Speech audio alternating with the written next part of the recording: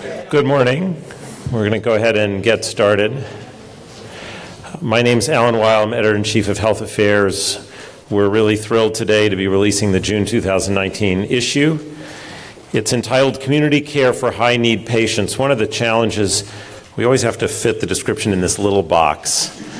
And what this is really about is about the fact that we have a growing population with significant healthcare needs, advanced illness, and other limiting conditions. We know that most people would rather live at home or in the community rather than in an institution. And if we're going to make that a possibility, we need a workforce to take care of them that has sufficient numbers, sufficient skills, knows how to work with patients, knows how to work with families. But that didn't fit in the little green box, so we called it Community Care for High Needs Patients. I want to acknowledge the support of the Gordon and Betty Moore Foundation, Joanne Spetz from the UC San Francisco, who served as theme advisor. I'm really pleased with the collection of papers. We have a very full agenda because we have so many terrific papers, and so I'm going to keep my remarks quite brief.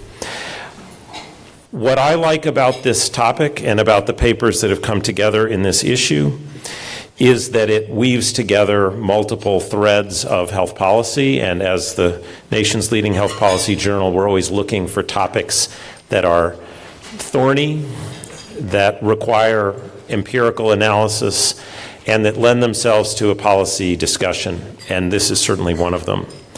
We've built today's agenda, it's always a little bit arbitrary, but around a set of themes that emerge from this issue.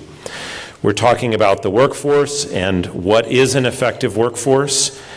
We're talking about teams. This is all about team care, and you'll hear more about examples of that and what the characteristics are of the kinds of teams we need to meet the needs of these high-need patients. And then we get into some of the quantitative work around costs and utilization, the role of alternative financial models to try to build the workforce that we need to meet these needs, and talking about the role of family caregivers, which are often noted, but again, an empirical lens here in both how to include family caregivers in the care team and the financial burdens associated with trying to bear this burden. Often, as you'll see from the work that's published, often it's alone. So I do want to remind you, as you look at the issue, that we have our data graphic, a 2-page spread that draws from a number of the papers, just tries to capture some of the key facts and data. And we are going to run, as I say, a pretty tight ship this morning because we have so much to get through. Before we begin our panels, though, I want to introduce Diane Schweitzer, the Acting Chief Program Officer for Patient Care at the Gordon and Betty Moore Foundation. She leads the Foundation's efforts to improve the experience and outcomes of patient care. Before she led the Foundation's team exploring opportunities to provide high-quality, community-based care for high-need patients, and supported the Foundation's nursing initiative.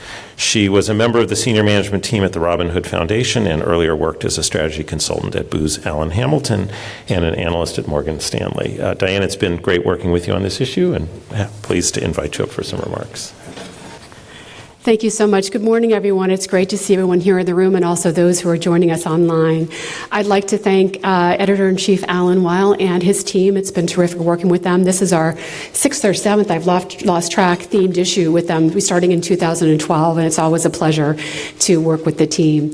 I'd also like to thank Dr. Joanne Spetz, the theme advisor. We've worked with Joanne going back to the Nursing Initiative days, many, many years, and it's terrific to have her involved with this.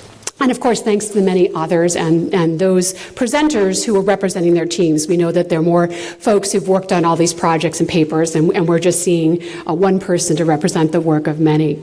As I'm going to repeat a little bit of what Alan was mentioning about how important this work is.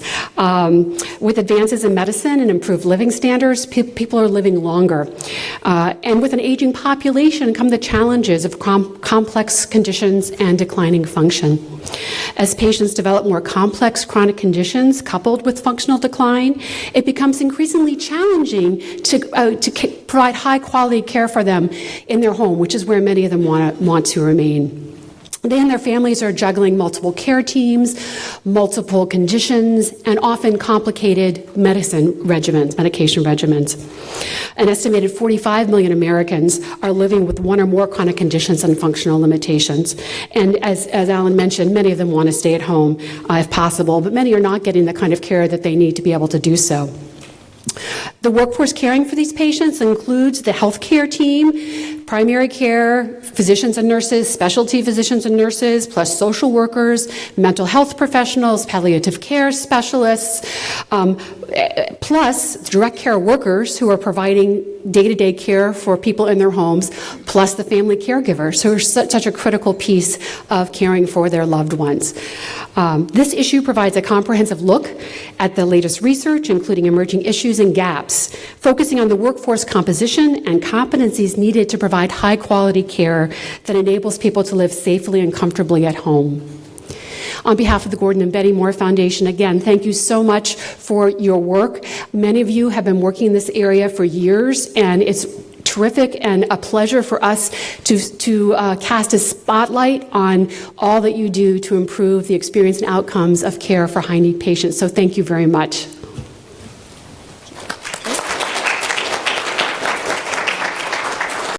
I'm going to ask my first panelists to come up. I'll introduce you as you come forwards.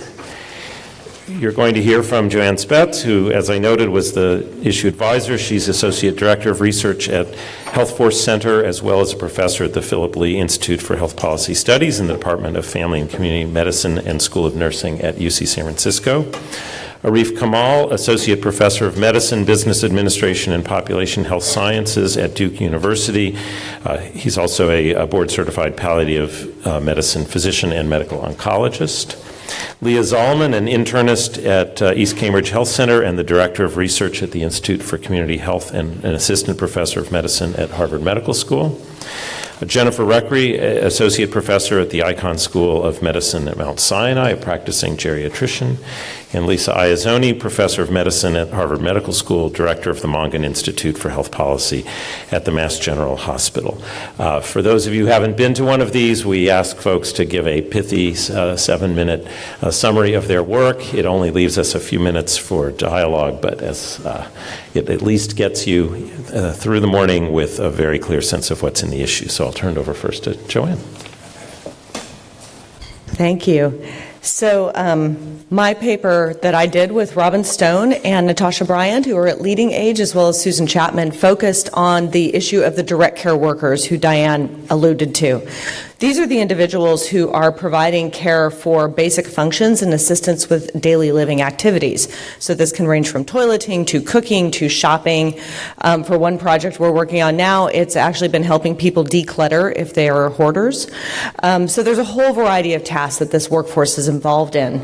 They are mostly paid directly by the consumer or by Medicaid, but about 2/3 or nearly 2/3 are paid directly by the consumer, and there's a small group of people who have a mix of payment. So this can be an expensive source of care for individuals and really helps to fill in the gaps where there may be family members unavailable, family members can't do all the tasks, or individuals have needs where they really want to stay in their homes and are not at a point where they need the full nursing home level of care.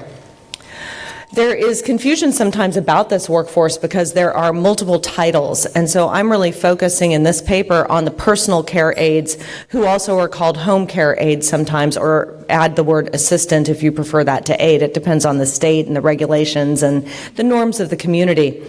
Home health workers, home health aides, and certified nursing assistants have a lot of overlap and similarities in their skills, but those are certified, which gives them a different level of position within the workforce, although they are all still pretty low-skilled jobs, and there's a lot of movement back and forth. So the paper goes into that a little bit, but we could spend hours talking about those ins and outs. For workforce, personal care aides are now nearly 2 million workers. There are nearly 2 million jobs. So this is one of the largest professions in the United States, one of the largest occupations that nobody really talks about.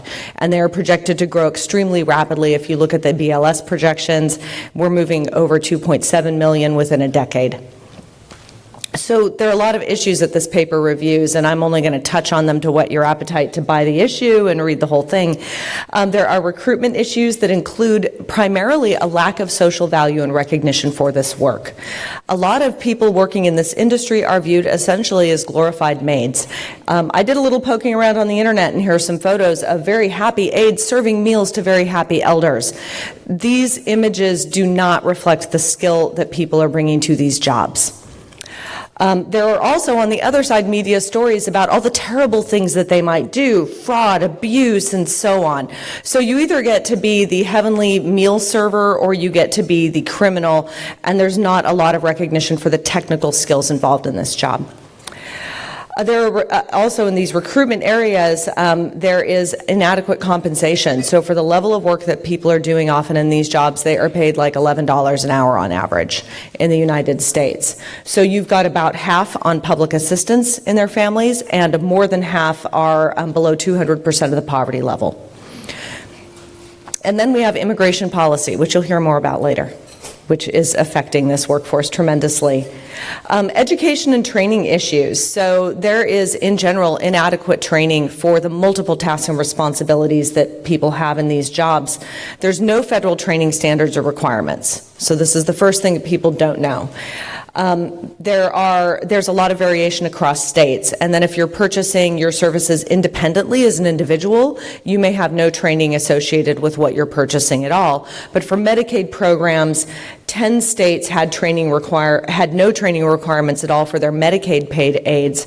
Only 19 had uniform requirements across all their different Medicaid programs, and even if they did have training requirements, sometimes it was 2 hours in privacy or something very, very minimal. CMS has developed core competencies, but there's been little research on the impact of training. So in some states that want to move forward with training requirements, there's almost no evidence base for them to work from. There are issues around retention. Mean industry turnover is over 2/3. And some firms report turnover of 200%. Turnover is then associated with poor client outcomes. And I'll just point out that the photo here is somebody helping a elder with diabetes care. And a lot of people working in this industry, you think young, spry people helping elders. A lot of them are older people helping elders. So there's a huge age range. So why do workers leave? The low quality of supervision, lack of guidance for their work, a lack of autonomy, which sometimes there's regulatory, they're underappreciated, there are occupational safety issues, back injuries are very common, for example. Unstable hours of work, a lot of workers in this field don't have guaranteed hours, so going from 30 hours a week to 20 hours a week is a huge pay cut. And then there's a lack of career mobility. You have more career mobility working at In-N-Out Burger. Financing challenges. Most people are paying privately. Most people are on fixed incomes when they need these services, so that's a barrier.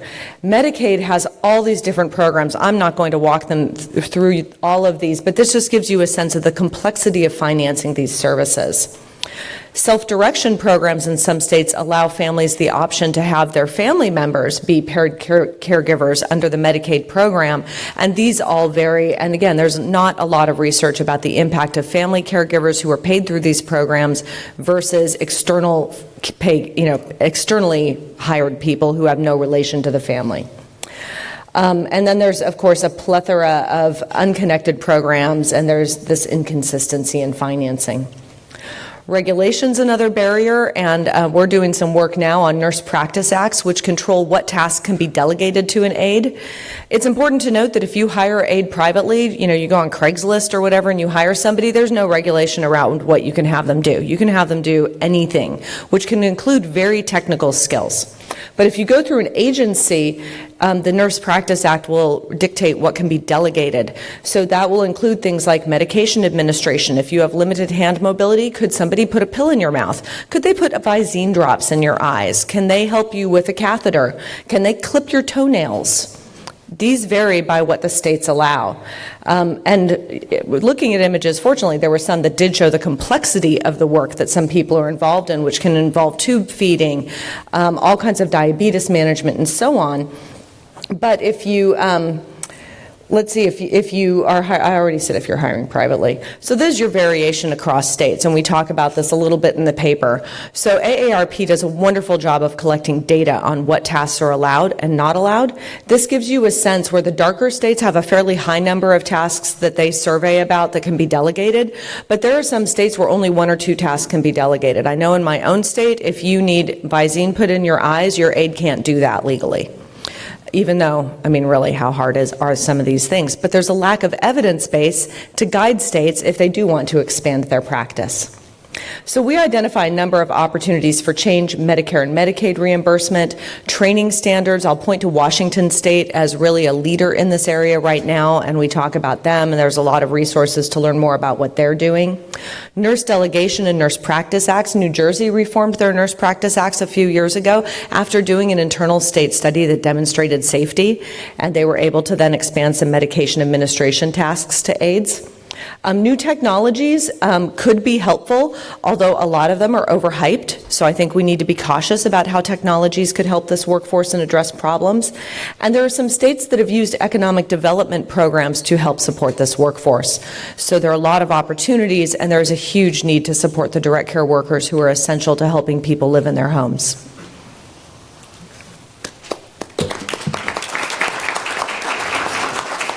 So good morning. I'm Arif-Hossain Kamal, and on behalf of several authors and frankly the entire field of specialty palliative care, I appreciate you coming to listen to what we found. So let me start just a little bit with who those folks are. So what we did was a survey of 2,000 plus members of the specialty palliative care workforce, and that requires a lot of hard work by a lot of different specialty societies. So we really tried to comb across all the different disciplines. So keep in mind we have physicians and advanced practice providers, PAs, nurse practitioners, bedside nurses, pharmacists, chaplains, social workers, et cetera, and we really tried to get across all of those different groups. So let me first talk about sort of the principles of specialty palliative care, because as it turns out, even from a recent article, that really 2/3 of people just randomly surveyed on the street have no idea what palliative care is or may have never heard of it. And it's very oftentimes mixed up with hospice care, mostly because hospice care has been around for 35 years and the specialty palliative care has really only been recognized for about a decade. So it's not surprising to think that there's lots of myths and misunderstandings. So first and foremost, palliative care is specialized medical care for patients living with a serious illness and their caregivers. We're very careful about the words we use, so we use serious instead of advanced or end of life or near death or terminal. And the reason being is that it's hard to tell a 30-year-old woman with an early stage breast cancer diagnosis, who for sure may have a chance of cure of 95%, that her disease is not serious and thus she doesn't need our help. And so we stopped doing that. We said, look, if the patient says it's serious, then we will provide these services. In addition, we use the patient and the family as equal partners in the unit of care. Obviously, we recognize the importance of compliance and caregivers and so on, but we also recognize, for example, in cancer diseases, that not having a primary caregiver actually portends a worse prognosis, regardless of stage. Additionally, we look at team-based care as the only way to deliver this care. So this is not physician-centric or provider-centric in any way. This requires an entire team of people who are looking at a problem from all different angles, because the patients we're taking care of and the situations they're in are inherently complex. In addition, we take an and with approach versus either or. I mentioned that our language is by definition very carefully chosen, so we want to walk hand in hand with the patients and their other clinicians, so that if they want continued treatment, we will be there by their side, supporting them as they continue through that. And so it's not an either or, it's not a false choice. You don't choose palliative care and give up chemotherapy, for example. You don't choose palliative care and give up your relationship with your pulmonologist. That's not how this works. Additionally, we want folks to live as well as possible and as long as possible, recognizing that both things are important, and that the early studies of palliative care from really the late 1990s showed that when palliative care is involved, for sure survival does not go down and in fact may actually go up. In addition, when we say kind of what's the motto, and people, I do outpatient palliative care, so patients ask me, so what are you here for? And I say, well, look, I'm here to provide an extra layer of support. And so that is purposefully vague in the sense that I allow the patients and their caregivers to define for me what that means to them. In addition, we provide an extra layer of support to the referring clinicians so that they can take the complex pieces, hold on to the pieces they'd like to, and share with us the parts where we can collaborate. So in that approach, we're really interested in complexity, not time.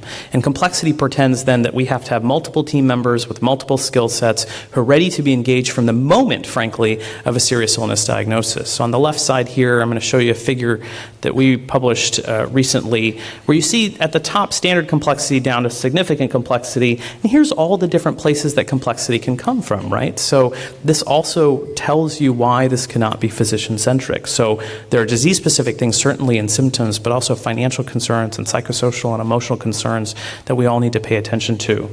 And let me just tell you that the way we look at this is as a funnel, right? So the most patients are here at the top of this funnel, and we say that in this sort of level 1 delivery, the primary care physicians, the cardiologists, the pulmonologists, and so on are the primary deliverer of palliative care. We would call this primary palliative care or foundational palliative care. But for certain patients, they sort of traverse through the funnel where they have needs that are a little bit more complex, right? And that may happen because of the disease or their social determinants or just over time. It may get too much for the primary team to take care of, either time-intensive or complexity. So we start to add palliative care consultations from a specialty perspective. And then ultimately, you find a certain population of patients where following them longitudinally in continuum care makes sense. So we also look at this as being setting agnostic. Palliative care started in hospital-based settings, where now 85% of all medium to large-size hospitals have a specialty palliative care team and are now increasingly moving to the outpatient clinic and home-based settings, telephonic and other ways.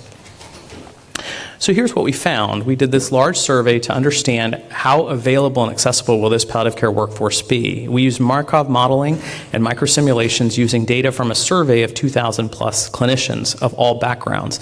Now we specifically focused on physicians in the article because that's where the data exists. So one limitation that we need to all focus on is having better data for other clinicians in terms of quantifying how many are out there. We looked high and low to find how many nurses or advanced practice providers practice in specialty palliative care, and those numbers just don't exist.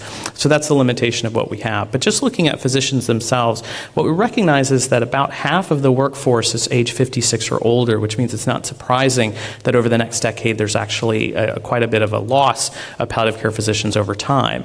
We graduate about 300 to 325 fellows per year, and as you can see in the first 25 years or so, certainly without policy change there at the bottom, we actually see a valley, meaning that the net number of physicians actually goes down, that the retirement numbers outstrip any numbers that we can come up with, even if we fill 100% of our fellowship positions. Over time, this starts to grow, but you can see that without any policy change, with the two bottom lines, this is where we're at. You can see a valley still occurring even with dramatic growth in the fellowship, which is the top line, which means that even if we were to make some major policy changes, we still have to be prepared for the fact that the number of physicians will go down. We additionally then looked at, well, what is the impact of this to patients and access, particularly those who are home-based, for example? We recognize as right now the ratio of a physician to an eligible patient, which we said is about 12% of all Medicare patients, so it's this 12 sickest percent, is about 1 to 808. This means if a physician worked 48 hours per week, 5 days, 48 hours per year, 48 weeks per year, 5 days per week, that they would have to see 13 patients per day to see every patient. And I can tell you that my average consultations are at least 30 minutes to an hour. My new consultations could be 60 minutes to 90 minutes because we're talking about very complex things. What's worse is that when it gets to when it gets further, then we get to 1 to 1380, which is about 23 patients per year, which is untenable. So ultimately, as you'll read in our paper, the policy recommendations we make are about expanding the workforce through PCHETA, supporting team-based care, and preventing worsening burnout of the field. Thank you.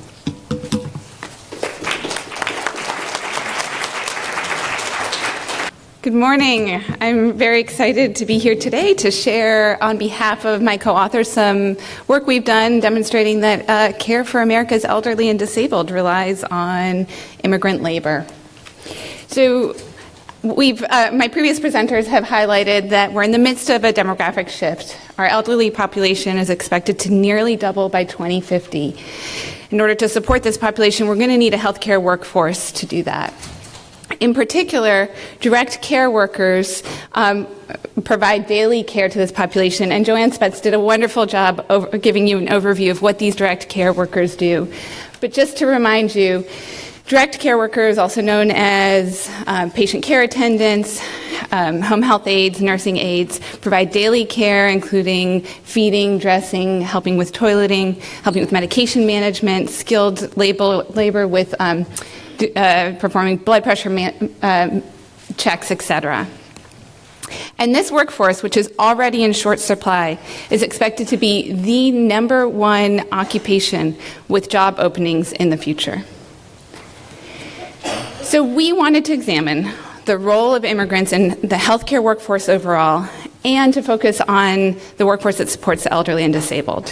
Now, previous studies looking at immigrants' role did not examine the non-formal sector, so Joanne Spetz highlighted that there are a lot of people that are hiring direct care workers in private households, in non-medical facilities like senior housing and group homes. And these prior studies also didn't examine unauthorized immigrants' role. So we used the 2018 Current Population Survey, which represents 2017 events. This is a survey conducted by the U.S. Census Bureau. Because that survey does not ask about authorization status, we identified individuals that are likely to be unauthorized using an algorithm that we and others have used before and produces estimates similar to national estimates. We identified first formal healthcare workers, and then we also identified this non-formal sector, individuals, again, hired privately by households or in residential homes without nursing or group homes. We then calculated the number of immigrants and U.S.-born workers in the formal and non-formal healthcare, long-term care, and direct care workforces. And because nursing home housekeeping and maintenance workers are critical to maintaining the health and safety of our elderly and disabled, we also examined this population. So we found that there are over 3 million immigrants providing health care in this country today. That's about 18% of the U.S. healthcare population, larger than the 15.5% of the U.S. population that are immigrants. We found that over 1 million immigrants are providing long-term care, and immigrants make up 23.5% of the U.S. long-term care workforce, again in comparison to their proportion of the U.S. population, which is 15.5. When we focus in on direct care workers specifically, we see that immigrants are 27.5% of all U.S. Direct care workers, shown here in red and orange.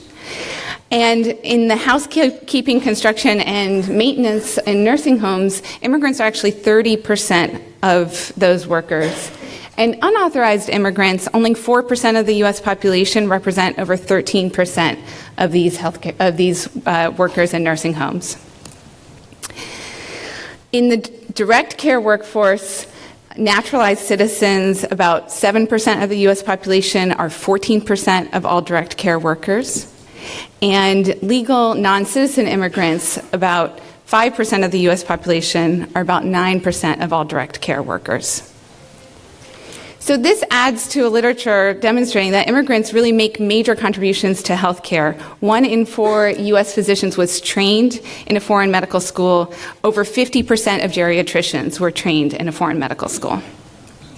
Our study highlights immigrants' contributions to the everyday care of the elderly and disabled, and highlights that policies that curtail immigration are likely to compromise the availability of care more than it is already compromised. Now, immigrants contribute to healthcare in lots of other ways as well. We've previously documented that immigrants pay tens of billions of dollars more annually in taxes to Medicare and in premiums to private health insurance than Medicare or private insurers pay out on their behalf, effectively subsidizing the care of the U.S.-born. In the year that we examined private health insurance, immigrants provided $25 billion more in private health insurance premiums than they used. The industry profit that year was $15 billion. We're concerned that anti-immigrant rhetoric and policies that restrict immigration threaten the health and well-being of immigrants who are entrusted with the care of our elderly and disabled. And ultimately, addressing the direct care shortage requires a multifaceted approach, including better wages, benefits, and education and training programs. But curtailing immigration will almost certainly move us in the wrong direction, worsening the direct care shortage and the availability of quality care for our elderly and disabled Americans, for our moms, dads, mothers, brothers, and cousins. Thank you. Great. Thank you for the opportunity to present my research. My project is entitled Beyond Functional Support and looks at the health-related tasks that paid caregivers perform in the home. So as the locus of long-term care shifts from institutions to the community, we're increasingly relying on paid caregivers to provide the direct hands-on care that's required to keep people at home. So I'm using the word paid caregivers to really encompass everyone who's providing direct care at home, regardless of who's paying them or what their specific title is. As we've talked about and other presenters have discussed, the paid care workforce is large and growing. And what we really know is that paid caregivers are often formally tasked with helping older adults with functional impairment meet their basic needs. So things we've talked about, bathing, shopping. But what happens, I think, for patients with serious illness is having that paid caregiver in the home, you have somebody who's actually witnessing a lot of health issues. They're seeing someone have acute medical changes. They're seeing psychosocial stressors. They're really involved in the day-to-day health of that person. And as a result, paid caregivers really do have an opportunity to be part of the care team. Unfortunately, a lot of the research that looks at paid caregivers examines this workforce more in the abstract, and the care that paid caregivers provide isn't really linked to the person who's receiving care. So the goals of this qualitative study, wrong direction. There we go. The goals of this qualitative study were to first explore the health-related tasks that paid caregivers perform as they care for patients with serious illness at home, and then to determine if these tasks were covered in the New York State curriculum. So what we did, we conducted interviews with patients, so homebound patients with serious illness, and their proxies if the patients had cognitive impairment. In all, we interviewed 15 dyads, so 8 patients and paid caregivers, 7 proxies and paid caregivers. Participants were interviewed separately, and they were asked about the paid caregiver role in the care of the patient, and in particular to talk about the paid caregiver's interactions with the healthcare team. And then we looked at these health-related tasks and mapped them to the paid caregiver training in New York State. So New York State has a 40-hour mandated training for paid caregivers who are providing care to individuals who are receiving Medicaid-funded paid care. So basically, when we asked participants, what do paid caregivers do? The first answers were kind of probably what you would see on a care plan. They talked about bathing and cooking. But then when we asked people to describe what happened when a patient experienced an exacerbation of their illness or experienced symptoms or had to go to the hospital, what we got was a much more rich explanation of what paid caregivers were actually doing in those moments of health problems. So we categorized this wide range of healthcare tasks into 4 large groups. So first was addressing acute medical issues. The second was dealing with chronic conditions. Third was being involved with the promotion of general health. And the fourth was mental well-being. As you can see, I've included all the tasks here that fell under these categories, and I just wanted to give a few examples that kind of capture the really nuanced things that participants were describing. And again, these tasks were really seen as sort of part of the care that paid caregivers provide in the home. So a first piece was recognizing acute problems. One of the paid caregivers described, "When I see that she's not herself, I check to see if she's okay. Then I have to decide if she's having a bad day or if there's really something wrong." A second important role was communicating with healthcare providers about what was going on for a patient. A proxy described, "I used to go into the doctor, but they were asking me questions I didn't know, so I would call the aides in. They know her better than I do on a day-to-day basis." And a third task was providing more emotional support. A paid caregiver said, "Giving her a positive environment. Being with someone makes them feel better too. It's part of the job." So when we mapped these tasks to what's taught in New York State, we found that actually about half of the tasks were a part of the curriculum. In the slide, I've grayed out the tasks that are not included in the training in New York State. And these include really, pretty important things like promoting physical activity, helping patients track appointments. Another important task that really wasn't discussed at all in the training was being an advocate for the individual's overall health. One paid caregiver gave a good example of this. She said, when I came in and saw her feet, I said, you need a podiatrist. And that's how we started seeing the podiatrist. So I think these findings have some important implications. So first, paid caregivers take on these health-related tasks as they care for patients with serious illness. And it kind of seems like whether or not these tasks are a part of an official care plan, it's these paid caregivers who are there as a person with serious illness is experiencing health needs, symptoms, and problems. So, kind of by default, being there and helping with health tasks is part of the job.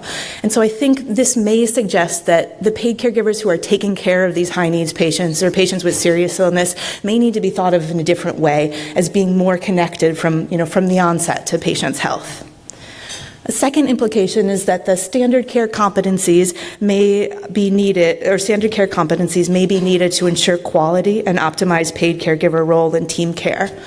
Because of this variability of training that's been discussed, it's really difficult to know what a paid caregiver knows or what they can do. And, the goal of setting competencies would be to really sort of set that basic information that we sort of expect of paid caregivers. This is absolutely necessary if we want paid caregivers to be integrated in the healthcare team. We need to all kind of be on the same page about what they have to offer before we make, real efforts to pull in their support. Oops, sorry, I wasn't quite done. One more. So acknowledging this really wide range of tasks that paid caregivers perform in the home suggests, I think, some really exciting opportunities to further develop the workforce and really actually opportunities for innovation. So as we've talked about, there's not a lot of formal study of paid caregivers, particularly like this, in relation to the patients who they actually care for. But there are some interesting pilots out there, and I think these hint at some of the roles paid caregivers could have. So pilots exist where paid caregivers are health coaches, where they're promoting physical activity. And you can also imagine, based on these tasks, other roles. For example, paid caregivers could help report goals of care or advance care directives across care settings. Paid caregivers could help remind patients about appointments or keep patients engaged in their health care. So I guess in general, it's clear that paid caregivers really do perform a lot of health-related tasks in the home. Continued research is needed to build the evidence base about what paid caregivers do, and this research should be what's informing interventions and policies that seek to maximize that potentially positive impact that paid caregivers have on the lives of patients they care for. And thank you to my collaborators and funders. Thank you. About 8 million Americans needing activities of daily living support continue to live in their homes, and about 15% of these persons, or 1.2 million with high-level needs, receive paid personal assistance services, PAS, you see a trend here, in their homes. And the numbers will increase with the aging of the baby boomers, and there's a mismatch between this widening demand for paid PAS and the PAS workforce that is growing. Next slide. Now, some factors that are the roots of this mismatch actually reach back to the nation's founding, including socioeconomic segregation and the legacy of slavery. Even New Deal policies contributed with components of institutional sexism and racism that to this day make it hard to recruit and retain paid personal assistance services workers. We are fortunate that the Gordon and Betty Moore Foundation funded us to do a policy synthesis looking at federal policies and regulations and court rulings about what the genesis of this mismatch were. And in our article, we focused on 3 specific areas. First, the setting of supportive services, or where personal assistance services are provided. Second, consumer civil rights that determine the legal requirements to provide personal assistance services. And third, workers' rights. Next slide. So I've only got time to talk about a few highlights here. So in terms of setting of care, since the nation's founding, persons with low incomes who required supportive care were institutionalized, along with many others throughout the 19th and most of the 20th century. So we had poor people going into almshouses, but starting in the mid-19th century, we had people who were deaf, who had serious mental illness, who had intellectual disability being institutionalized. However, since the 1970s, almost uniformly, policies have been shifting towards moving persons requiring functional support from institutions into homes and communities. But beginning with policies set in place with the New Deal, the supportive services that support people's abilities to live in homes and communities despite disability have been highlighted or have been housed under the rubric of welfare. And so these programs are basically treated like welfare programs, and so it's not a surprise to many of you that Medicaid nowadays is primarily a long-term care program. Next slide. Okay, so civil rights. So starting with Section 504 of the Rehabilitation Act of 1973 for federally affiliated programs and extending society-wide with the Americans with Disabilities Act of 1990, persons with disabilities gain civil rights protections. Now, the most important ruling for the topics that we're talking about today is the 1999 U.S. Supreme Court ruling in Olmstead v. LC. That was a case about two women, Lois Curtis and Elaine Wilson, who both had intellectual disability and serious mental illness, who were kept against their preference in the Georgia Regional Hospital Psychiatric Unit. But they wanted to live in the community. And so they sued to get the right to do so. The Supreme Court ruled in a 6-3 ruling, with Judge Ruth Bader Ginsburg writing the deciding opinion that confirmed the right of these two women to live in communities rather than institutions, with the support of Georgia Medicaid providing the required supportive services. It's interesting reading Ruth Bader Ginsburg's ruling because she very firmly affirms the civil rights of these individuals to live in communities, but she makes clear that the Supreme Court is not in a position to require states to spend a specific amount of their Medicaid dollars on home and community-based services. And so what you see is a lot of geographic variation from state to state in terms of how widely state Medicaid programs support these services. Okay, so final slide. Okay, I'll just turn my page.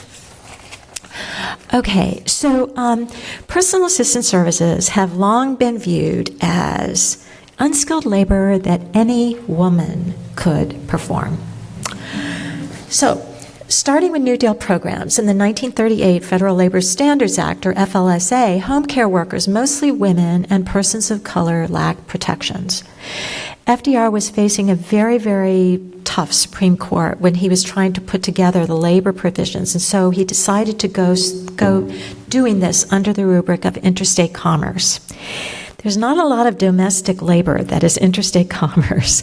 And so what you basically saw is that the 1938 labor law, failed to protect domestic workers and agricultural workers, which meant that it covered relatively few women and very, very few Black Americans. Now, in 1974, there were amendments to the FLSA that broadened the protections. However, they categorized personal assistance services as quote-unquote companionship services that were exempted from wage and work-hour protections, even for workers who are working for an agency. So they kind of took agency rights, workers who had some rights, and restricted them again under this companionship services. Now, decades went by, and finally, in 2002, a woman named Evelyn Koch, who was a home care worker living in Queens, New York, who worked 70 hours a week in a state, New York, that had had a lot of state labor protections. She thought, the state is protecting my rights, maybe the federal government will as well. And so she sued for back wages when she developed an injury that prevented her from working anymore. And her suit ended up winding its way to the Supreme Court. She filed the suit in 2002, and by she lost in a 9-0 decision in which the Supreme Court ruled that, yes, indeed, the Department of Labor did have the right to say that these types of services were companionship services. So, more years went by, but what happened was candidate Barack Obama in Oakland, California was taken to follow a home care worker one day, and he had a long conversation with her. And he found out that she was working multiple jobs, that she didn't have health insurance, that she had no labor protections, and he said, okay, if I'm elected president, I'm going to do something about this. So he did, and I don't have time to go into all the legal kind of machinations that happened, but finally by 2016, the U.S. Supreme Court did rule that home-based personal assistance services finally gained protections under FLSA. Now, the results of this have actually been mixed. It's not as if home care workers now have living wages necessarily, and so I don't have time right now to say exactly why that is. Maybe we can talk about that in Q&A. But I do want to just end my conversation by saying that there are a lot of other areas where there's asynchrony in policies that also affect the PAS workforce, including housing, transportation, and immigration. And our numbers were very similar to yours in that 29% of home care workers are immigrants, and this will certainly affect the ability of the workforce to serve the growing population that needs these services. So thank you.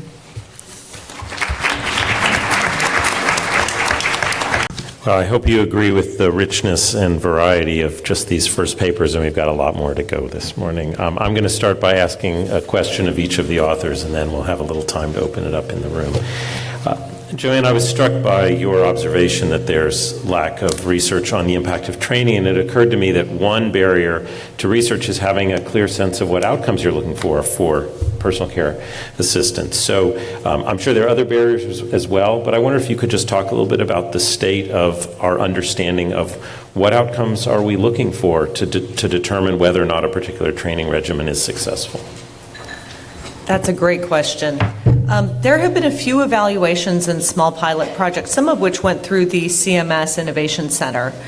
So my colleague Susan Chapman, for example, who is a co-author on this paper, was the evaluator for a project. Some of what they looked at was simply satisfaction of the client, satisfaction of the worker to the degree to which the worker felt that their training had advanced their skills, and they were focusing on improving the worker's communication with the medical care team, fulfilling that role that was discussed. That's very important. But they also tried to collect data about emergency department visits, unexpected hospitalizations, and I think they also had attendance or kind of missed medical appointments. And they found in a relatively small data set, they did find some indications that they had positive benefits in those areas as well. So as an economist, I'd say for Medicaid plans, one of the things that they need to know is if we invest in this, in requiring training, paying more to reduce turnover, then would we actually get a return on investment? And I think there's a possibility that they would, but the financing kind of mucks it up because some of that benefit would go to Medicare and not the state. Another complicated issue that we'll get into. Good. Arif, it's striking in the projections, you said that palliative care is a relatively new field, and yet we're approaching retirement for a lot of the physicians in it, which would suggest that people come into the field not immediately out of medical school, but further along in their career. So you gave us a really great picture of sort of how the practice works, but given the data you showed, can you also talk about the sort of the training pipeline, not just numbers of slots, but sort of how recruitment, who goes into the field and at what point in their career? Yeah. So I'll speak to physicians, but note that the answer for all the other disciplines and specialties is also very varied and evolving as well. So for physicians, fellowship programs really started that were recognized sort of in the late 2000s. So for example, I was the first ever palliative care fellow at the Mayo Clinic in Rochester, Minnesota in 2009, so a decade ago, right? So it really gives you a sense of how new this is. When we looked at the workforce from some previous research, we found that about half of the physicians actually came from another specialty, and so either went to fellowship or more likely came through a grandfathering period period so they could sit for the board exam based on time and expertise and so on. That grandfathering period closed in 2012, and there's no indication that that would ever change or open or do something different. So right now, the only way to come into the field as a physician is to apply for one of those fellowship positions, of which there's about 325. But that also means if you're practicing full-time, you're going to stop, take a fellowship salary, take a year off, go back, and come in, and that's pretty untenable for most people. Leah, you painted this very clear picture of the role of immigrants in the workforce, and what I'm looking for is sort of the next. You talked about the potential downsides of the immigrant limiting policies we have now, but play that out for me. I mean, does that put pressure on wages to go up? I mean, what actually happens if we see a growing gap between the workforce supply that we need and the demand out there? Well, I think the main thing that happens is that many of our elderly and disabled don't get the care that they need, and we rely very heavily on the unpaid caregiver workforce, which is already stretched. I'm not an economist. I think that there's likely implications on wages needed to pay for this workforce as well. However, I think the most critical thing is that in the end of the day, we're going to have too few people available to take care of the people that we really care for and want to take care of in their elderly and disabled days. Okay. Jennifer, the qualitative work, really interesting insights.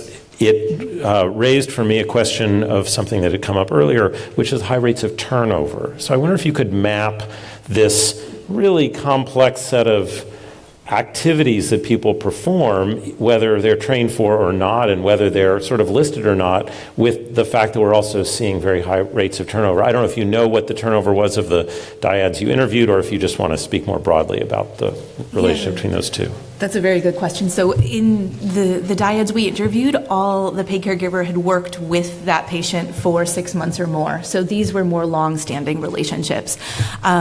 We did, though, ask, how long did it take to develop a relationship? And it really varied. I mean, some people said, a year it's okay, but after 2 years, that's when you really, get into the swing of it together. Other people said that first day we developed a relationship. And so I think I kind of went into it thinking that the number of months or years people were together really made a significant difference, and I bet they do in some ways. But I also think it's that kind of connection that people experience. Lots of people talked about trust and being able to kind of trust the person who's caring for either them or their loved one. Paid caregivers too talked about that trust, and so I think the relationships are complicated, and the time together is one important aspect of it. But there's lots more to that relationship that impacts the tasks that people perform. Thanks.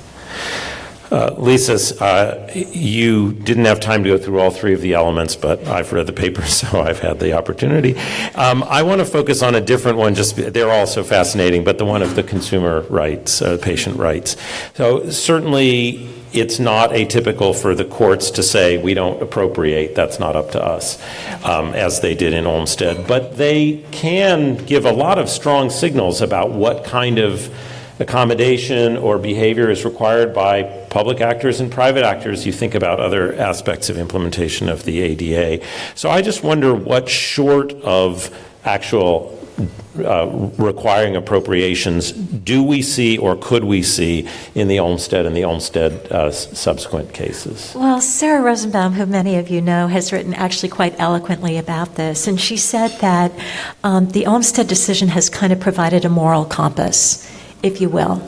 And so states that have kind of just an ethos or way of being that would support this type of community-based services to keep people out of institutions have latched onto Olmstead to be able to kind of justify doing that. And also there's a lot of disability rights advocates out there that can make quite a bit of noise.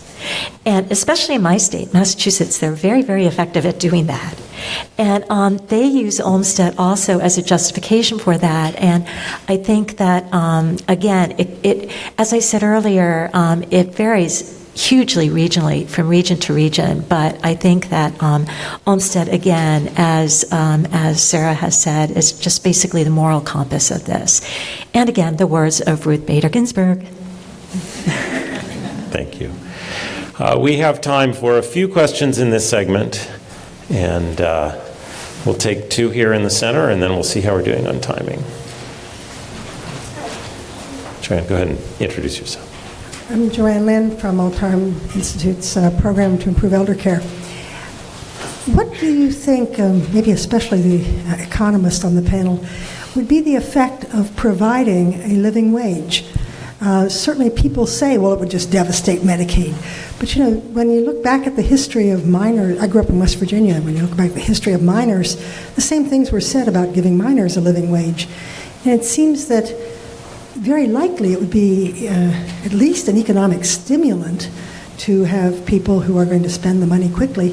I've thought about things like in managed Medicaid that top earners couldn't earn more than 5 times the earning of the bottom earners. And I think we would see a rapid increase in the pay rate of the bottom earners. You know, so we need some way to bring these together and bring the bottom up. What do you think? I see an economist looking at me. This is a question that I have pondered quite a bit because, you know, budgets are stretched thin and there are taxpayer issues involved. Some states are looking at creating a standardized benefit, and a state like Washington that has tried to move in this direction does really have trying to move towards a living wage structure. I think in the end, as an economist, there is reason to believe that there would be a return on investment. Emergency department visits, institutionalization is more expensive. And one of the pieces that I think Jennifer probably ran into in her research unwittingly is that for a lot of people, what they don't need is 24/7 in-home care or 8 hours a day of somebody by your side all the time. What they need is somebody to come in the morning, make sure breakfast is made, make sure that they get cleaned up, that they get a shower, check on them and assess those health issues that might be brewing, and then maybe an evening visit. And that can be very, very affordable and can be a huge benefit. The cost of that versus in a nursing home would be, you know, no question, it would be less expensive. So I think there's the opportunity, but the research just is not there yet. Okay. Wait for the microphone. I'm Dr. Caroline Poplin. I'm a primary care physician, and I've had personal experience with caregivers and being a caregiver and all that. Have you considered the role of agencies, the middlemen between the patient and the provider, and what portion of the reimbursement they take, and whether they are for-profit or non-profit, and whether that determines which patients they're eager to serve, that is to say the ones who don't need very much, and which patients they avoid. Have you looked at that? Who's looked at the role of agencies? Yeah. We're starting to look at that a little bit through our HRSA-funded long-term care center. And this is an area where there's some interesting technology pieces. A lot of the home care agencies are kind of mom and pop shops that are often in a franchise. So there is a lot of profit incentive in the industry. There's a few companies that are now trying to, I would say, streamline the whole process of doing the matching, of trying to better connect the caregiver to the client, and you know, there's all the algorithms, and we could get into all the big data, blah, blah, blah. But I think some of those efforts could actually be very helpful. And the good thing about agencies is that they can serve as an intermediary for helping to provide a standard of licensure and client protection if the state creates a structure to support that. But at the same time, they can also create barriers and increase costs, again, depending on, and I think the state regulations can have a huge influence. But again, there's been very little research in this. This is not an area where NIA has been investing money. So anybody here from NIA, you might want to think about this being an area of important work. But these have huge implications for the future of this workforce, because we know that the needs of people are only going to increase as our population ages. And can I add one, Of course. just sort of more from the clinical perspective of my work. So about 80% of the paid caregivers we interviewed worked as part of agencies, yet when we kind of asked people, what do you do when there's this problem, like what happened, the agencies really were not in that loop. So, the paid caregivers, the patient's families all talked about, asking that patient what they wanted, asking that family caregiver what to do, and making medical decisions sort of based on that. Even though the agency was there and technically was the supervisor, they practically, for this group of patients, didn't play much of a role in addressing health issues. Can I make a point about agencies? One of the reasons that the new protections for workers has not actually increased their income is that agencies are playing with hours. They're not allowing people to get anywhere near overtime. And so what you find is these workers are working for several agencies. And so they might be doing 30 hours a week for one agency, 20 hours a week for another agency, or another 30 hours a week for another agency. And so that's something that's happening right now. There's a lot of gaming of that system. Can get one more question in here, and then we'll move to our next panel. Right. Hi, I'm Dina Peskin, and I founded the Office for the Advancement of Telehealth in the federal government. I am now retired, so but I do some consulting on the side. Technology is changing a lot about how we deliver care, and it's changing in the chronic disease sphere. There are companies that work with ACOs to basically develop technology-mediated chronic disease management. And they use a combination of technology and real people. It's changing how we train people, and it's changing how we deploy them. And I will admit that it's still unclear. We don't have enough evaluation about the cost effectiveness of this, but it is growing. And so I'd like a little comment from both the education point of view, the delivery point of view, and the economic point of view as how you see technology entering into the sphere. Who wants to go first? Don't be shy. No one wants to go. Well, I'll actually go, because another part of our Gordon and Betty Moore Foundation funded project was interviews. And we focused specifically on people who had multiple ADL impairments. Technology cannot feed somebody. It cannot bathe somebody. So, we hear this repeatedly, that technology is going to step in, and I agree with you that for certain populations that technology will be quite helpful, for example, in monitoring for falls, maybe in monitoring for medication. But at the end of the day, there's going to be a subgroup of people who need touch, who need human beings there. And one of the things that we found was that this population has not been actually looked at that much by researchers. And that's what we were trying to do and what we did. And we really feel that the human touch is what's necessary for them. So in the palliative care specialty workforce, there's a couple of ways.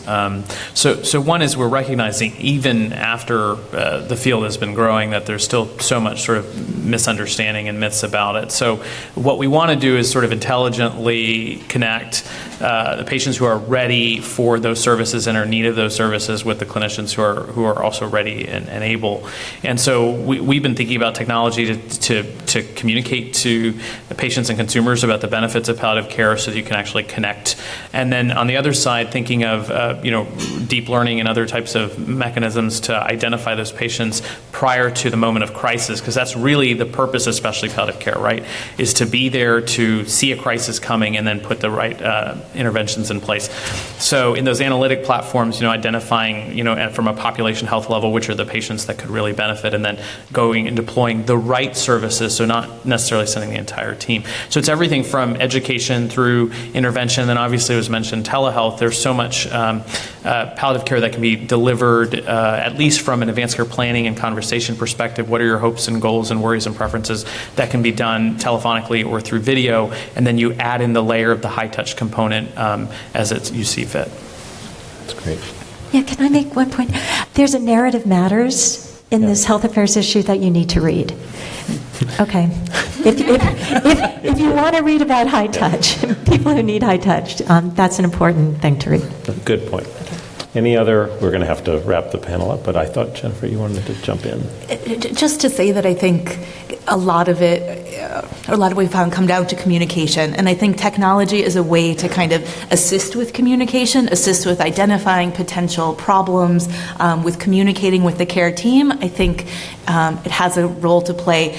The hard part is, what's the right amount of information? And so that's not a simple question, what you need to report to who and what they're going to, someone who can actually do something about it, I think is really complicated. And understanding some of how communication works will help figure out, a little more clearly where technology can be helpful. That's great. Well, I know there are more questions, but we have a lot more papers to get through. Please join me in thanking our first panel. Okay, we'll be hearing from Courtney Van Houtven, Professor of Medicine in the Department of Population Health Science at Duke University and a research health scientist at the Durham VA Center of Innovation to accelerate discovery and practice transformation. We'll hear from Karen Donelan, Senior Scientist at the Mongan Institute for Health Policy at Massachusetts General Hospital and Associate Professor of Medicine at Harvard Medical School. Brad Stuart is the Chief Medical Officer of CTAC, the Coalition to Transform Advanced Care in Washington, D.C., the architect of the Sutter Health Advanced Illness Management Program, which is the topic of their paper. Carolyn Foster, an Assistant Professor of Pediatrics at the Northwestern Feinberg School of Medicine, and an attending physician at the Ann and Robert Lurie Children's Hospital of Chicago. This panel is on high-quality care teams, and I'm going to turn it over first to Courtney. Thanks very much, and I want to thank the Foundation again for funding this amazing work. I read through the whole issue, and it's amazing how much ground we cover. This is joint work with Dr. Nikki Hastings and Dr. Kathleen Cologne-Emerick at Duke University and the Durham VA. They're geriatricians and health services researchers, and I'm going to give you an overview of our paper on a path to high-quality team-based care for people with serious illness. Healthcare teams providing care to people with serious illness are complex. Providing coordinated, comprehensive care requires frequent interactions between healthcare and community providers of multiple disciplines in diverse settings, and high-quality interactions with the patients and their family members, their chosen family members or friends who are their care partners. It's no surprise that many people with serious illness report having duplicate tests and having conflicting recommendations on what they should do next. Teamwork is very essential to care for people with serious illness. We've heard that already today. And yet there's no standard that exists for assembling, training, and sustaining strong interprofessional teams. The Institute of Medicine in 2012 recommended a change to have a culture of healthcare teams that are better meeting the needs of people with serious illness. And yet, they pointed out the core principles and values of effective teams, but it really hasn't spread, and there's some barriers to this. What I'm going to talk about in our paper is that complexity science offers a clear, evidence-based path forward to achieve high-quality, team-based care for people with serious illness. What's complexity science? Complexity science is the study of complex systems and the relationships and interconnections between a system's components rather than focusing on individual components of a system. Originally, it was applied to natural systems. If you think of birds in a flock and how beautifully flocks of birds fly together with not a seamless mistake or break-in pattern, that's what complexity science studies. How can it be so error-free? It was then applied to high-risk industries like the airline industry, in which it's really important that the system components work really well all together and that costly mistakes could be really traumatic. So in healthcare recently, these lessons for other industries have been applied to understand how these other highly effective teams can be applied to complex patient care, where there's a lot of chaos in the system, and hopefully we're working from healthcare to social services systems. That's the ideal. So the idea is that if you're improving the connections, the timeliness, the quantity and quality of information flow, and if you're incorporating diverse perspectives to address the information, process it, and make decisions, that will contribute to better self-organization of teams and that will in turn lead to higher quality of care for patients. There's some evidence behind it, which is wonderful, and that is that teams that have better system parameters, these connections, information flow, and incorporation of diverse perspectives, have better outcomes. Specifically in nursing homes where staff members reported higher levels of these parameters, they had lower rates of fracture, lower pressure ulcers, and lower rates of depression among residents. We're talking, though, in this issue about trying to facilitate people remaining in the community. So we also want to point out in our paper that there's complexity science in action in the community-based setting that's just starting to spread. I'm going to talk about the CONNECT intervention. This was developed by one of my co-authors, Kathleen Cologne-Emerick, with her colleagues at UNC. And she developed a randomized control trial that really tries to enhance these information flow and the quality, quantity, and timeliness of information flow in a nursing home setting in the context of reducing falls in a nursing home. The way the CONNECT intervention works is to try to enhance the information flow among the team members. They take part in a workshop where they collaborate and identify where things are going really well and where things are falling apart. And they try to strategize then and make better changes to the team and how we can address this problem of reducing a really high prevalence problem in the nursing home of falls. And the important thing about the CONNECT intervention and all of this, the adaptations I'm going to mention in a moment, is that you want to think about the team as much broader than we consider it. It's not just the direct care providers, it's the food service workers, it's the schedulers, it's the people who are in the on-site hair salon that can be brought in and think about these members, these problems, and try to address them. So when you think about teams, you want to get really radical in thinking about who should be a member of these interventions. Right now, this CONNECT intervention in the nursing home was shown to really improve process measures of staff function. The staff reported much better organizational safety climate and communication, and they reported having more creative care plans for the patients in the nursing home and improved relationships with coworkers. Improving staff outcomes is so vital in healthcare, as you all know. Right now, we're evaluating the adaptation that we've done in our team to spread this into 3 unique clinical settings. And we talk about it in the paper, how we did this and how it worked. We don't have the outcomes yet, but we're now delivering this CONNECT intervention at 16 VA hospitals nationally. And we're doing it in really diverse settings. Group physical therapy is where we're training people to better deliver a model of group physical therapy to address the fact that there's not enough physical therapists in the system. A hospital mobility program in the inpatient ward is also receiving this intervention to try to enhance the system flow so that people can get up and moving so they don't have the declines in health that you observe in the inpatient setting. And then spreading this to outpatient caregiver skills support training program and collecting people across the medical center to improve the way people provide help for the caregivers and train them, which is a huge gap in our and team-based care for serious illness, training the caregivers, incorporating their perspectives. In the paper, we also highlight some of the barriers that exist to applying complexity science in team-based care, and I will just give you a little teaser of what we talk about in our discussion. There's some lack of incentives that we need to address, of course, or otherwise these recommendations the IOM put out in 2012 and that other people have recognized would be already spreading like wildfire. We need to reward structures and processes that really help promote these team functions that have higher information flow and more comprehensive decision making. Things like rewarding team-based flu rate coverage in a clinic versus an individual's efforts to reduce hospitalization, thinking about the unit rather than individuals. There's also lack of interoperability that we need to address in the EHR and some potential solutions we offer in the paper. Lack of measures. We need to understand how to evaluate this team-based approach. Do we have the perspective of patients and family members? Do they report that the team is including them? A team who communicates really well has to communicate with these key players, and it has to be patient-driven and incorporate the perspective of the family who's the expert in understanding preferences and symptoms. And then can we understand social drivers of health in the EHR so that the team can really collaborate across the healthcare system to the social services system? That's not commonly in the EHR, and we need to make progress in that area. And finally, just turning back to this idea of staff outcomes, we need to understand whether employee satisfaction moves. If you have teams that are more autonomous and can function and really collaborate to figure out their own solutions to problems that they face in their clinical setting, can we address burnout issues that health providers focus on? That's the final word. I'm out of time, but really the whole point is to improve patient care, but we think that this is a really promising model to try to think about improving the functions of interprofessional teams. Thank you.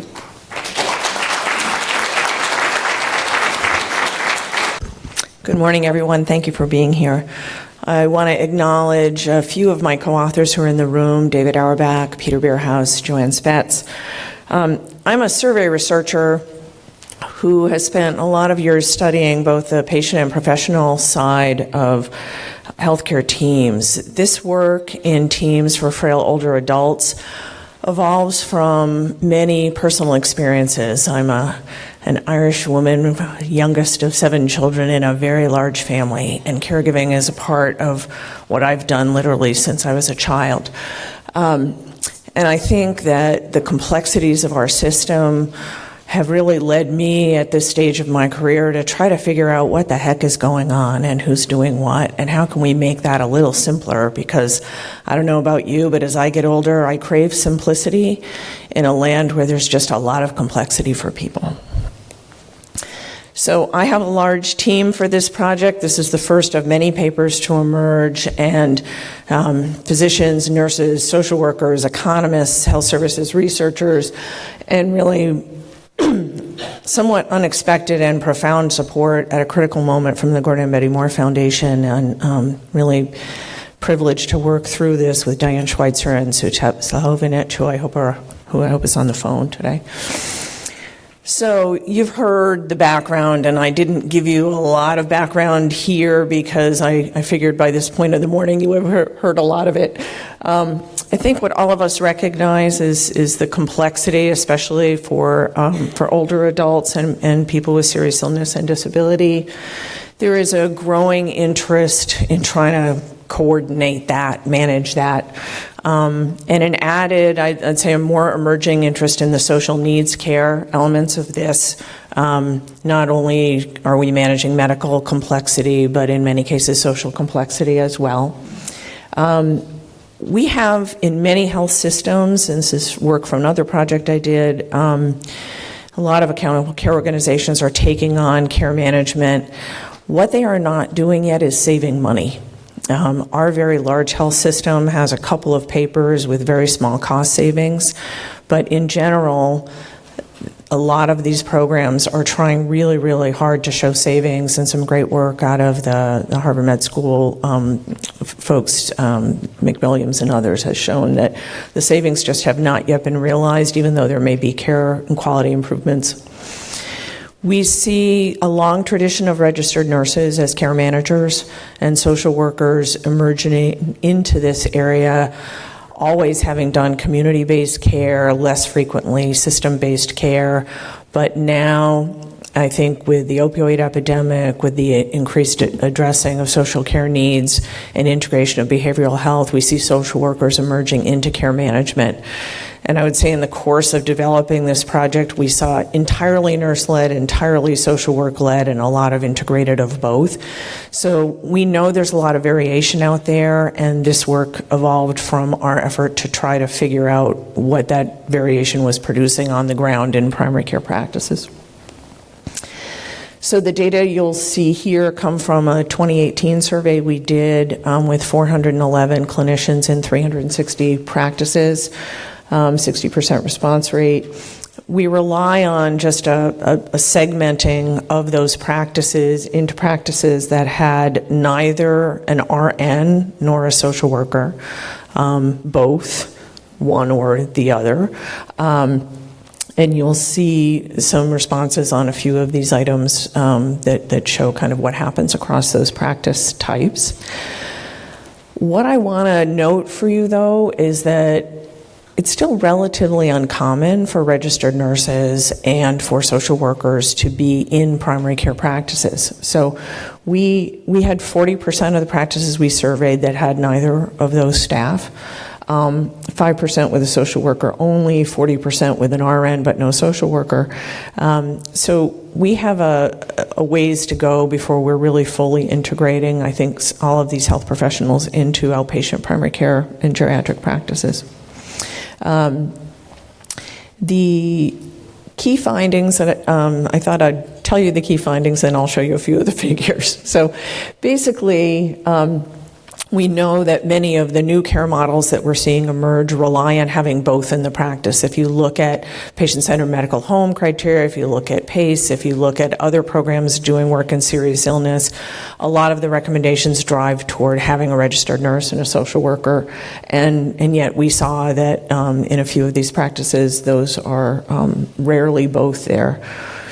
I'm going to show you that the roles between social workers and nurses are quite overlapping in a number of areas, but that the way that they are traded off has some important implications for the work of physicians and nurse practitioners and others in the team. We know that RNs are mostly educated in acute care settings. I have 2 new nurses in my own family, and most of their education was really in the hospital and not in community-based care. And we think it's essential to train for this work since so much of it is happening. We think that there can be a reduction in physician workload when you see some of the findings here with better employment of nurses and social workers in teams. So we really are looking at 3 measures, and our survey has a number of different clinical activities that we look at across roles, but 3 today. So first is who's assessing social issues. And one of the things that I want you to see is in the far right cluster of bars, the blue is the physician. That's the role of the physician saying, I assess the social service needs when there's no nurse or social worker in the team. But if you look across, 2 things to notice, right? There's just a lot of color. There's a lot of variation. We have every role in the team and who is contributing to the assessing of social issues. And the complexity that you may all feel going to the doctor's office is exactly what I think we're measuring here. We get asked, many people are asking these questions. Many people are working through trying to address them. But basically, the social workers and the nurses are playing prominent roles in this team. Social workers a little more than nurses if both of them are together. Care coordination at hospital transitions, all of that work to kind of reduce readmission and balance. Again, the role of the physician changes dramatically across these practice types. Complex chronic care management is a new billing code in Medicare. Here, the physician role does not change with the practice configuration. You can see a major role for nurse practitioners in this and smaller roles for the other folks in the practice. So the wrap up for me is just that we think it really does matter to understanding efficiency in practice by looking at who's there and what they're doing.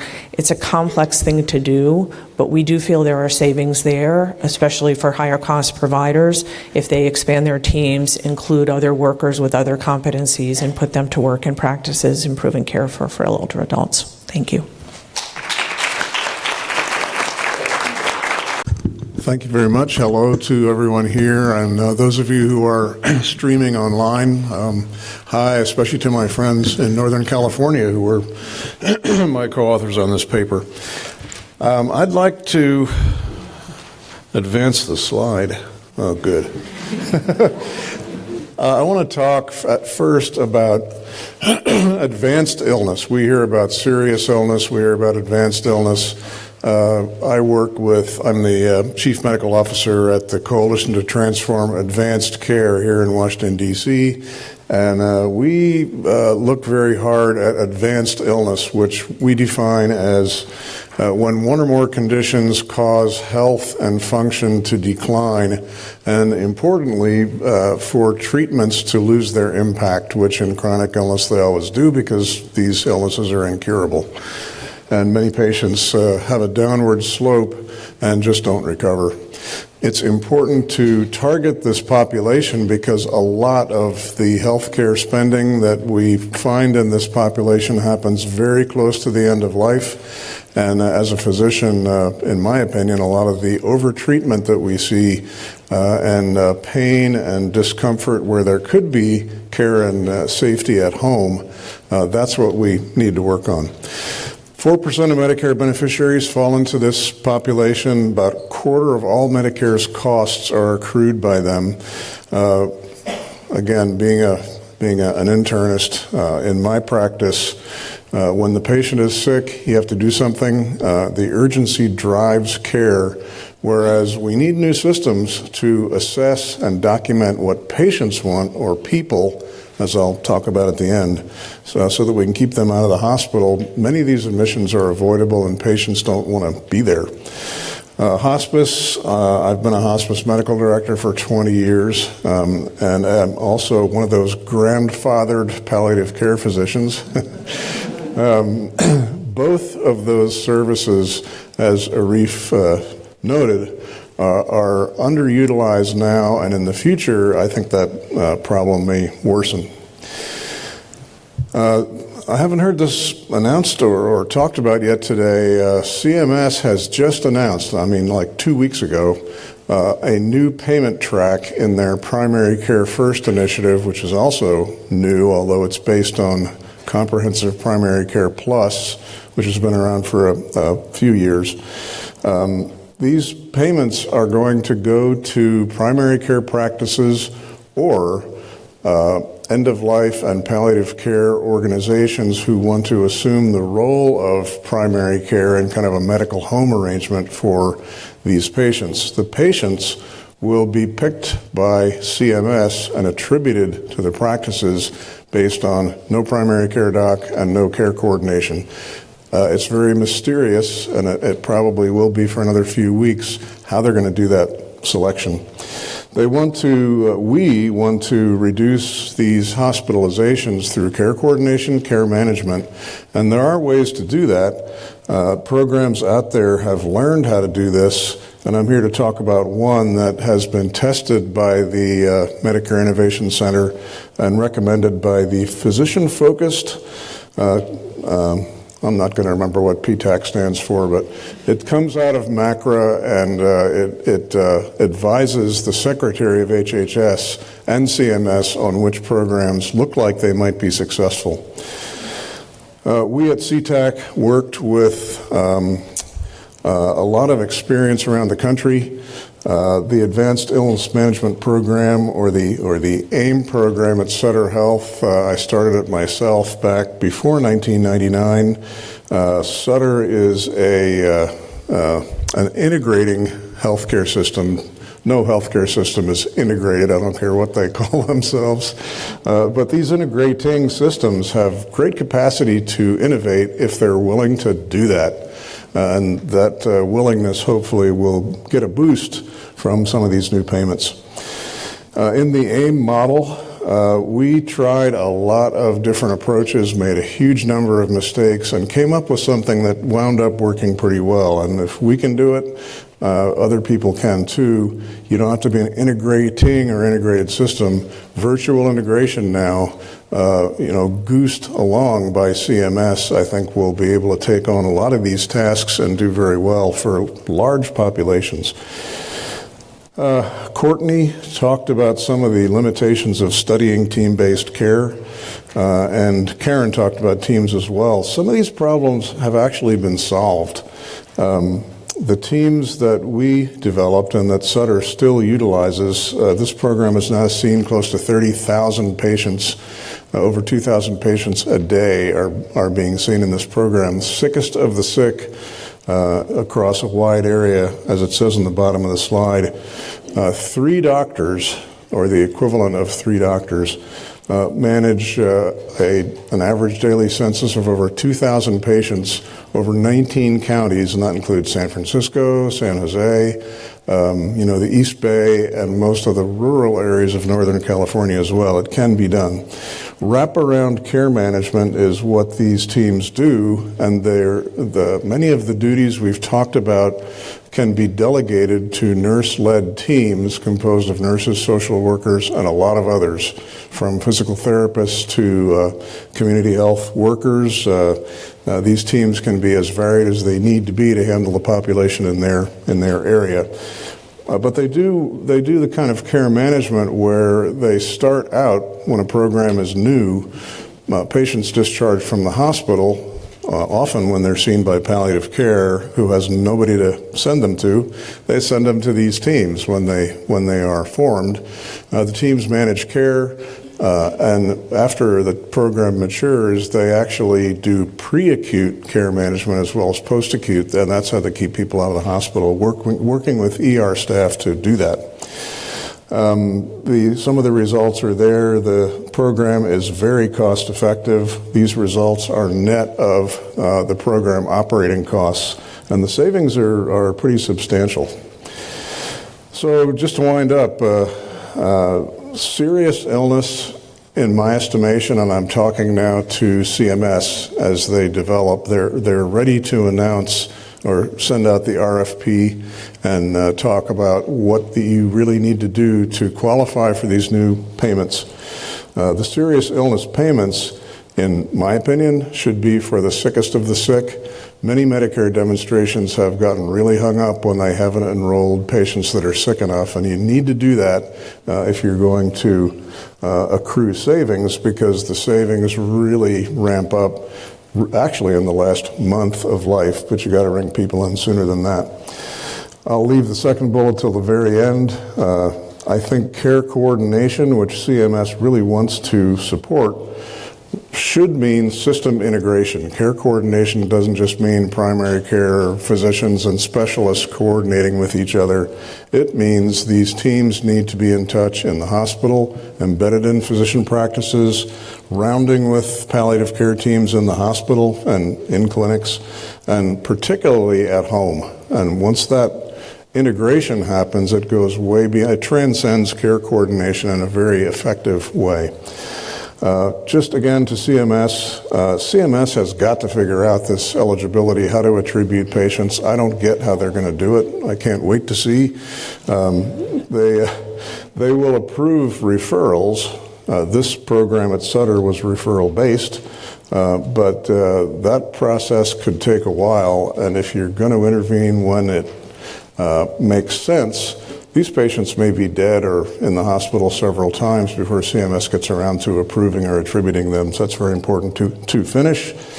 Patient-centered care, great, it's wonderful, but it's not enough. Person-centered care has got to be our goal. If we think of sick people as patients, then when we care for them at home, we're thinking about what are we going to do next time they call 911. You have to get with them as people, find out what they want, and actualize their wishes. And if you do that, substantial savings can result, and those savings are from doing things the right way. So I'll stop there, and we'll have questions later, I hope. Thank you. Hi, thank you so much. I'm really cherish the opportunity to be here today. I might be one of the only, if not the only, pediatrician here in the room, and I'm really looking forward to providing a slightly different perspective, both highlighting what's different about children who need home-based care, but also some of the commonalities that you're going to hear that's very consistent with what the adult care world needs. And as a clinician, I can't help myself by starting with a story that I think really kind of explains the type of patient that I'm going to be referring to. So Sarah's one of my patients, and she's a 3-year-old who was born healthy. Everybody thought everything was great, and around 6 months of life started developing some weakness, and it turned out she actually had an unexpected genetic diagnosis. And as a result, she needs a portable breathing machine as well as monitoring to allow her to live at home. And now her parents both work, and they have employer-based insurance, but it turns out it doesn't actually cover home-based nursing. So they, through a lot of help, realized they're actually eligible for a Medicaid waiver. But even when they have that Medicaid waiver, it turns out they can't actually reliably identify nurses who have the skills to care for a child. And as a result, due to their concern and the unreliability of really essentially finding someone who will take the pay. The mother has to drop out of the workforce with significant financial implications for the family. So I have several patients, many patients like this, and as a clinician and a health service researcher, I was really interested with my co-authors to try to look into, which we describe in the paper, what is the current evidence base, access and quality and policy concerns for children who need these services, and in doing so we make specific policy recommendations to address the gaps that we identified and areas for improvement. So I'm going to go through a couple of quotes that I really hope capture what we discuss in our paper. And the first is this is really a growing population of children who rely on home-based tasks for their care needs. And they're extending well into adulthood. These are patients who are now being cared for in the adult world. And they have a diverse set of conditions, and they're highly technology dependent. Almost all of the children I'm talking about have feeding tubes, artificial airways, breathing machines. And as a result, they're really reliant on a way that even an adult patient who may have the same condition would need an adult caregiver to provide that care. And I think importantly, children have additional legally entitled services through EPSDT Medicaid provision that specifically calls out home-based care as something that needs to be covered under Medicaid. And what we really found in our work is that home health care for children and youth with medical complexity really illustrates the problem of an underfunded mandate. The current pay is non-competitive for the level of skill that's needed to care for this population of children at home.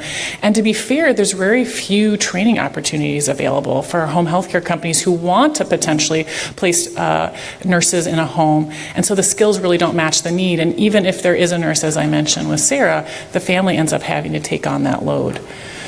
What we really need is an improved evidence base for what constitutes high-quality pediatric long-term care services and supports. And I realize while reading these papers it's actually true for all of long-term care services and supports, and I can just speak to the pediatric piece, but I think that's where a lot of the commonality lies. And to be fair to states, they're due to the lack of evidence and quality measures, it really kind of incentivize states to keep their, to institute high thresholds for service eligibility because it can't necessarily see that value, and then it's challenging for families to get services.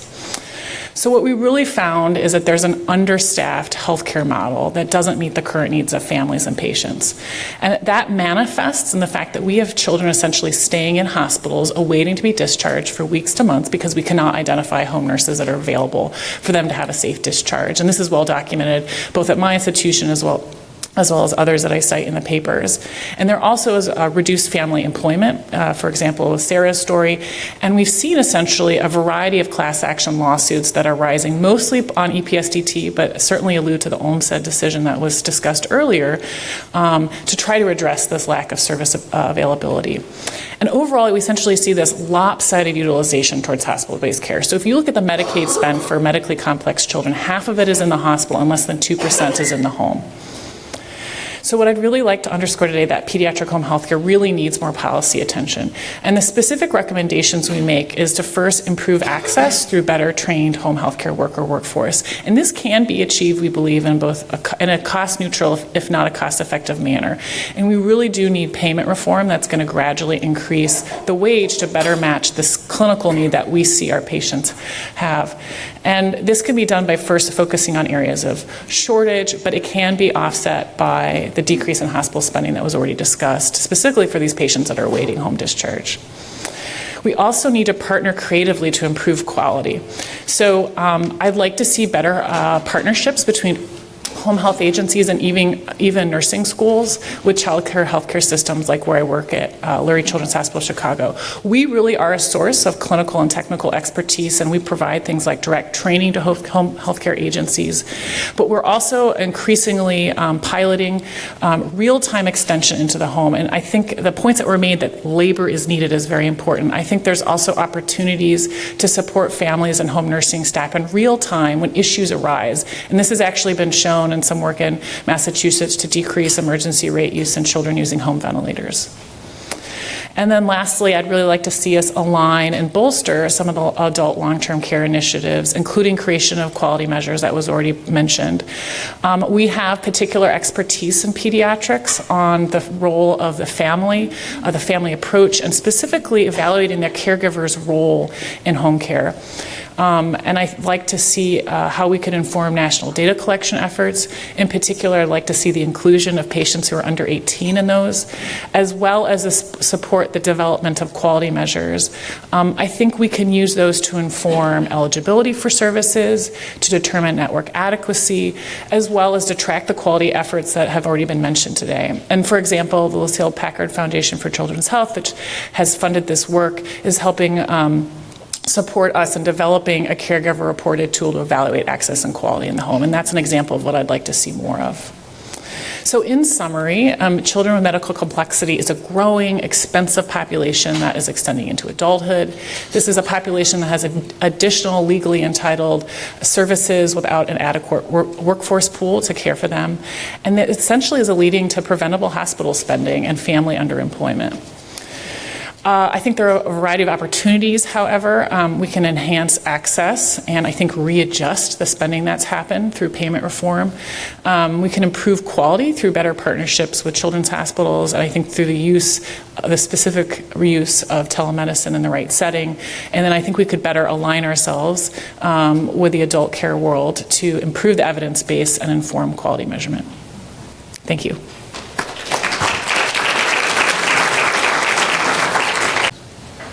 So it seems to me from this panel that in the first panel we discussed a lot about workforce needs, and it does seem like if we have the adequate and appropriate workforce, there's significant potential for high-quality team-based care, but it's an issue of potential. So I actually have two questions I'm going to ask broadly as opposed to directing them individually.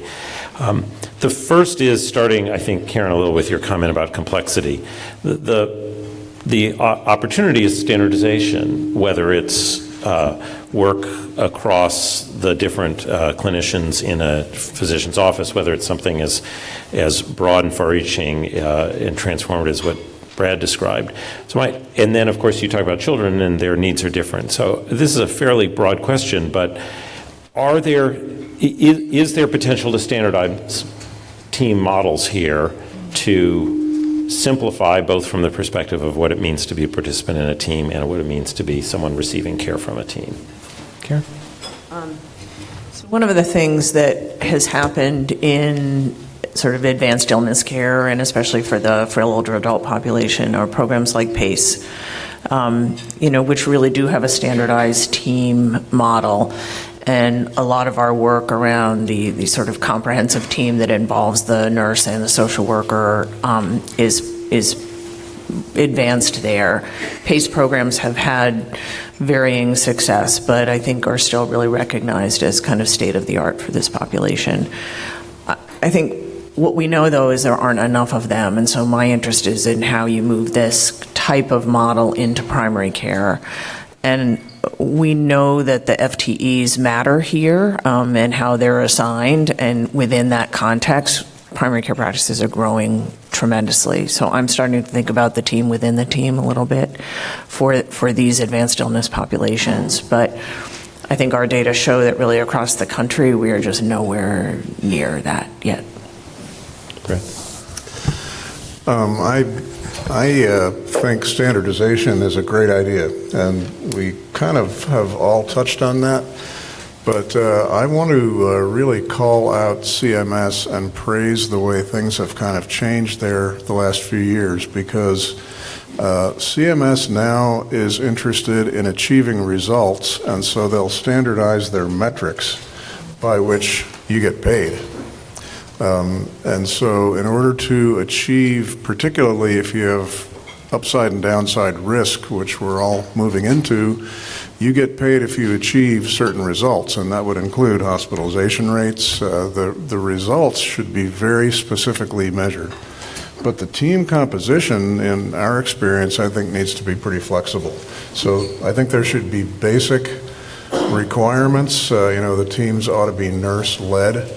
But they need to be composed of whomever can really get the job done well, who's qualified to do it, and we need to get some of our licensure regulations advanced so that people can work right at the top of their license, or in some cases beyond, if we're able to pull that off. I would just add, I think that needs to be core elements covered. So I think the slide with the palliative care physician who showed that there's these elements that go into health, spiritual, social. On some level, the team has to touch on all of those aspects, but who specifically does that work does require some level of flexibility depending on the care delivery model. Well, my second question comes actually, Courtney, out of your paper, so maybe I'll turn to you first. One of my favorite phrases in that paper was cognitive diversity.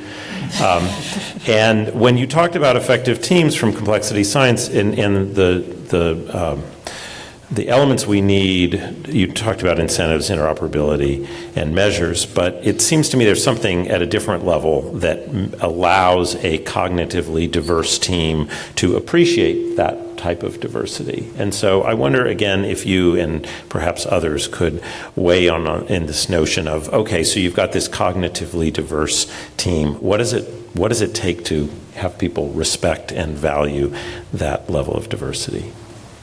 Yeah, that's a great question. I think that as opposed to standardization, it's the idea that teams are really dynamic and that incorporating the perspectives of people who you don't really consider to be a part of the team is part of it.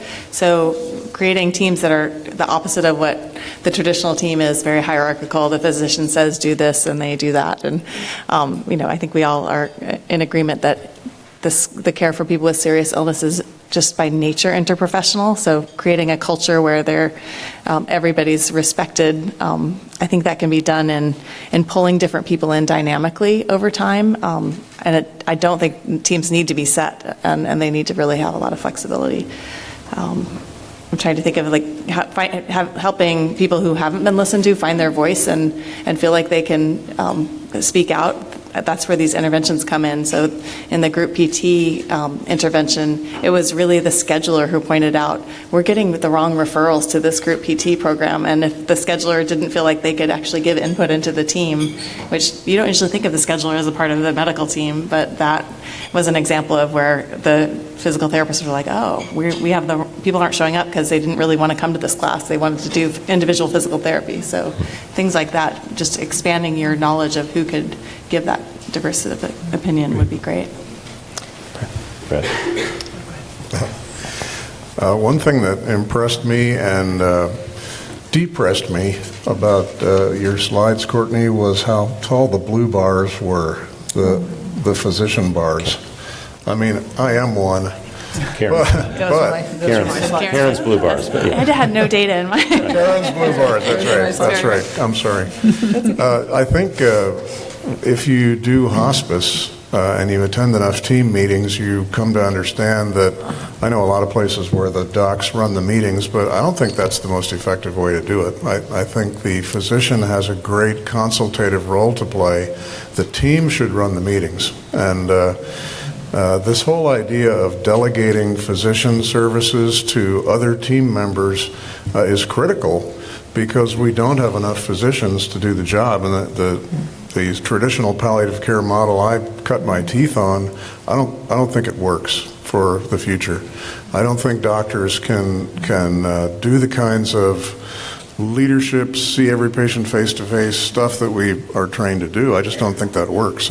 But highly functioning teams work really well. And again, people working at the top of their license or pushing a little beyond that with physicians on hand if they need them. Again, you can have 3 docs take care of 2,000 patients in 19 counties. It's very possible to do, and it works great. Can I just add a comment? I know it wasn't directly related to your question, but I really was taken by Jennifer's comments about how you can utilize people at home in ways that I think we're not doing now. I mean, I look at the home nurses that work in pediatrics, and they really are siloed away from the rest of the care team. And I see them as such an opportunity to help, with symptom management, day in, day out communication, and preventing hospitalizations. And it just, for some reason, they're not seen as part of the team. And I think this is an opportunity to bring that conversation up and highlight it, as you would for personal care aides as well. This is an untapped part of the healthcare workforce that really can help us achieve our larger goals that I think has been under-included in the past. I just wanted, so I think in rooms like this, a lot of us see the value of team-based care and a lot of us see the promise of it. I think in reality, 5 years ago, we did national surveys of nurse practitioners and primary care physicians, and there is a tremendous amount of conflict about role and scope. We only have full scope of practice authority for NPs in not even half of the states at this point.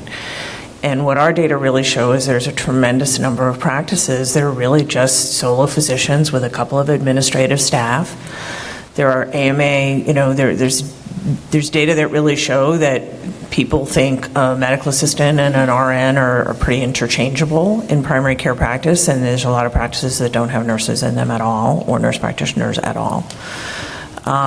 And so what we would like to happen and what's actually happening, I think, there's a gap there, and it's part of why we're doing this work. But I think we have to recognize that in the everyday, and we see it even in our youngest, physicians and nurses in training within our hospital systems, there are a lot of conflicts about who can do what and what people are trained to do and what their competencies are and how much they're paying for their education and what the implications of that are for their future income.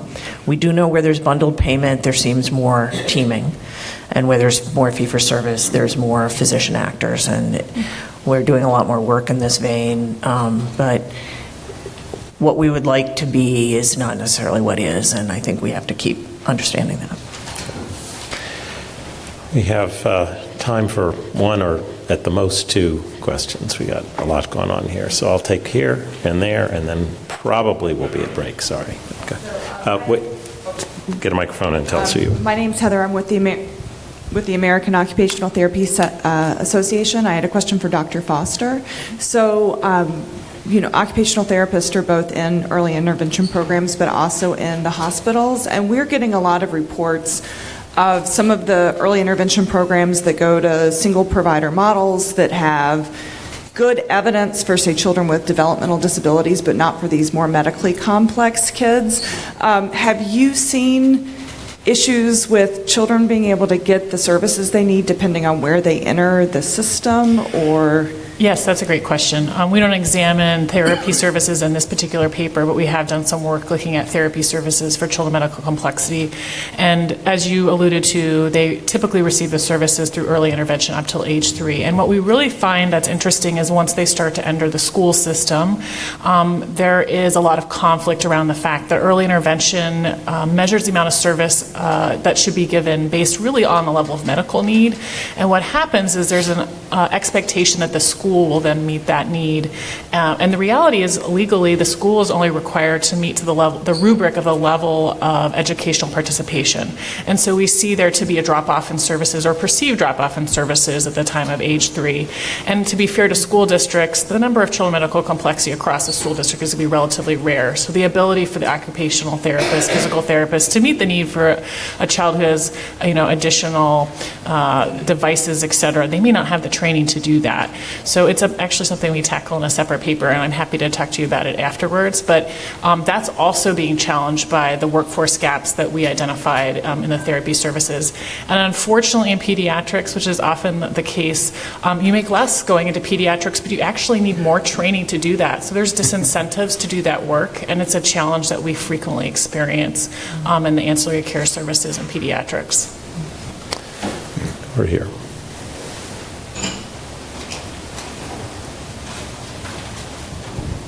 I'm Hannah Murrow with the American Public Human Services Association. So Dr. Foster brought up working with health agencies to improve these issues. So I was wondering if anyone had an idea of what they could see from local or state health agencies with helping with all of the long-term care issues and community care services. Go ahead. Go first. Okay. Well, I can speak to some of the partnerships we're starting to make. Ours are primarily around the issue of the training that would be required to care for our patients. So, as I mentioned, we have direct nurse training where you can come and learn how would you care for a child with a tracheostomy and ventilator in the home. And we also are piloting these, as I mentioned, providing direct telemedicine video conferencing visits to families in the home with some of the nursing services that we are partnering with. So for us, it's really focusing on improving the quality of the care that's being provided. I will say that from my understanding, hospitals used to own a lot of their home health care agencies and got out of the business because it was no longer affordable. And I believe as value-based care continues to expand, people are going to be re-examining that, especially if they're being held accountable for rehospitalizations that are really the source of which is in the home. At CTAC, we work with a lot of organizations across the country, and one of them is the National Association that represents the Area Agencies on Aging, AAA. And talk about, my wife is a public health nurse who ran the nurses for the county that we live in. And the question that you bring up was our dinner table conversation every night. There just isn't enough active collaboration between area agencies on aging and other aging entities and county level agencies on working with, in our line of work, older adults who are very ill. My wife was handling all the patients that our health system should have been working with them on. We were all trying to do the same thing, and the county was over here and the hospital was over here. So I think that's one of the huge areas to be explored and studied, is how to bring area agencies on aging and health systems together so that we all understand how to achieve the goals we have to achieve together. Courtney? Absolutely. I think it's the state initiatives, things that try to bring in social service agencies and community organizations and healthcare. And just going back to my theme of information flow, either a care coordinator could be used, and North Carolina is trying that, to have someone integrating care across those two sectors that are very separate. But also we need information systems so people know what's happening with the paid providers in the home, with the unpaid caregivers, and some way to get information back and forth to optimize the outcomes of the people with serious illness. It's been covered. Okay, I'll just say yesterday we released a call for abstracts for a theme issue we're doing on the integration of health and social services supported by the Reckrey Foundation, so we'll be publishing more in this area. We're going to move into a break. I am going to keep it to 10 minutes because we have two terrific panels to follow, but please, as we go into that, join me in thanking our excellent presenters. I know we have folks still getting coffee, but I'm going to keep us moving because we have more content than we have time. So our third panel is a set of papers looking at a range of topics, including utilization and cost, but also two of the papers looking at the role of accountable care models in reorganizing care. You're going to hear from Will Blesser, Research Associate at the Duke Margolis Center for Health Policy at Duke University in Washington, D.C. You'll hear from Teresa Fraze, a research scientist at the Dartmouth Institute for Health Policy and Clinical Practice. Perry Morgan, Professor and Director of Research in the Physician Assistant Division in the Department of Family Medicine and Community Health at the Duke University Medical Center. And Melissa Garrido, Health Services Researcher and Associate Director of the Partnered Evidence-Based Policy Resource Center at the VA Boston Healthcare Service, also a Research Associate Professor in the Department of Health Law, Policy, and Management at BU's School of Public Health. I'll turn it over first to Will. Thanks, Ellen. I appreciate that. It's a pleasure to be here. My name is Will Blesser. I'm with the Duke Margolis Center for Health Policy here in D.C., if you're not familiar. I'm going to be talking with you today about accountable care organizations, the national landscape of providing care for people living with serious illness, and then some case studies on those doing exceptionally well in that space. I know we'd like to recognize gracious support from the Gordon and Betty Moore Foundation, and our collaborators on this project were Levitt Partners, so thank you. Before getting into the next slide, I'd like to say that accountable care organizations, about 10% of the U.S. population are currently attributed to them. So it's not a small payment model. There's over 1,000 of them nationwide. So I wanted to point that out. They've long been theorized that they could have the greatest impact by targeting subpopulations like the high cost, high need, or patients living with serious illness. but some of the claims analyses to date on the Medicare program, at least on the first several years by Mick Williams and Chernu and colleagues at Harvard, have showed that actually they're getting most of their savings just from general population health improvement.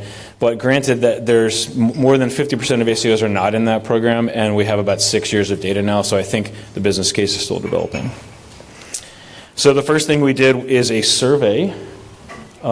This is a national survey of ACOs, and what I want you to focus on is the left bar in the comparison to all the bars to the right of it. On the very left, you'll see in the orange that about 2/3 of ACOs nationwide have widely implemented strategies to identify patients living with serious illness, and in fact, 94% of them have at least partially done so. But then if you look at the orange bars moving to the right, we only see 8 to 21% of ACOs have actually implemented specific initiatives for this population, including more rudimentary things like advanced care planning, 24/7 clinical response, but also inpatient and home-based palliative care programs. So then we paired this with a qualitative arm where we wanted to understand the depth of services here and the challenges and opportunities. So we started with a convening of 40 experts. There's a lot of people in this room that were at that meeting actually over a year ago to help guide the research. We identified at least 30 ACOs nationally that had more advanced programs for caring for people with serious illness.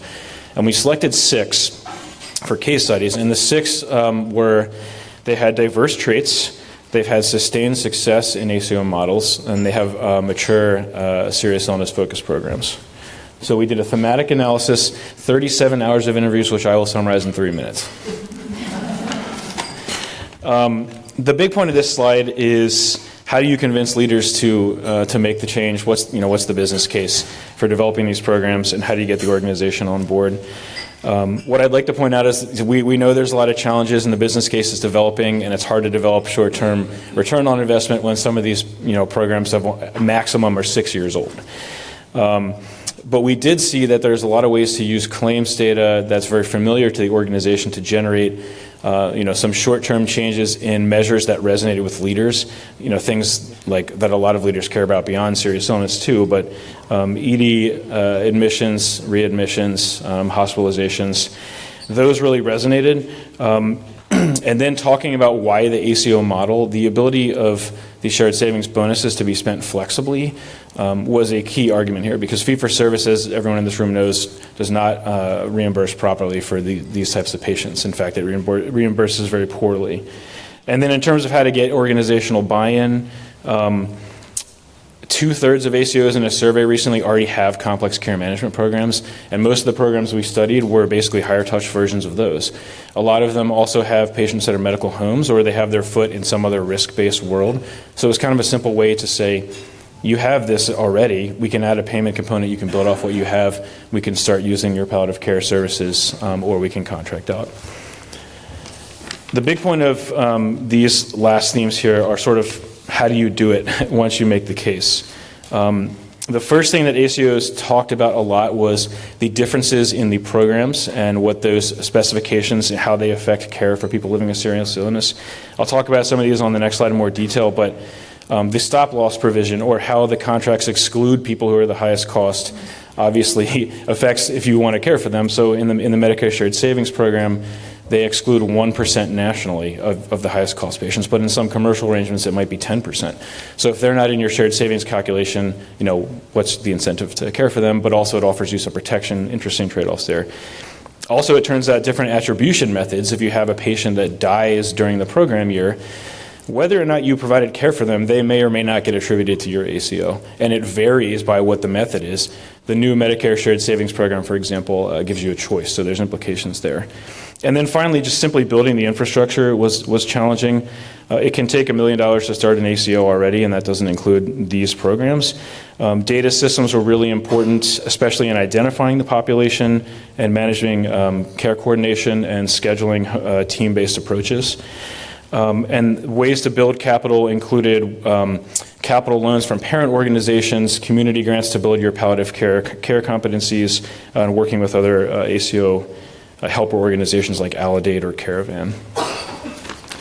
So just thinking about, CMS is moving rapidly in this direction. We heard about the primary care first model already. The MSSP overhaul talked about serious illness a little bit. Some implications would be, this could be the new business case moving forward. If you're succeeding well in ACO models already, this could be the next venture. It remains to be seen, and we can't disprove the McWilliams work, but more research is needed. And things to monitor in these programs moving forward. We talked a little bit about quality in other sessions. There's some emerging efforts to identify home-based primary care quality measures, but the Primary Care First program, for example, is developing them during year one, so we'll see what happens there. It's kind of interesting. Risk adjustment, for at least a decade, researchers have been saying that HCC scores don't properly capture serious illness costs. The PACE program has an adjustment that could provide lessons for ACO programs. Data access is a big issue. Health information exchanges, I heard that mentioned earlier. That allows you to take over the care of one of your seriously ill patients if they enter someone else's walls, but not everyone has access to that. And then finally, resource-constrained ACOs are still have trouble entering these models, so we need to do more to support them, like the ACO investment model or providing more upfront loans. So I'd be happy to talk more later, and thank you.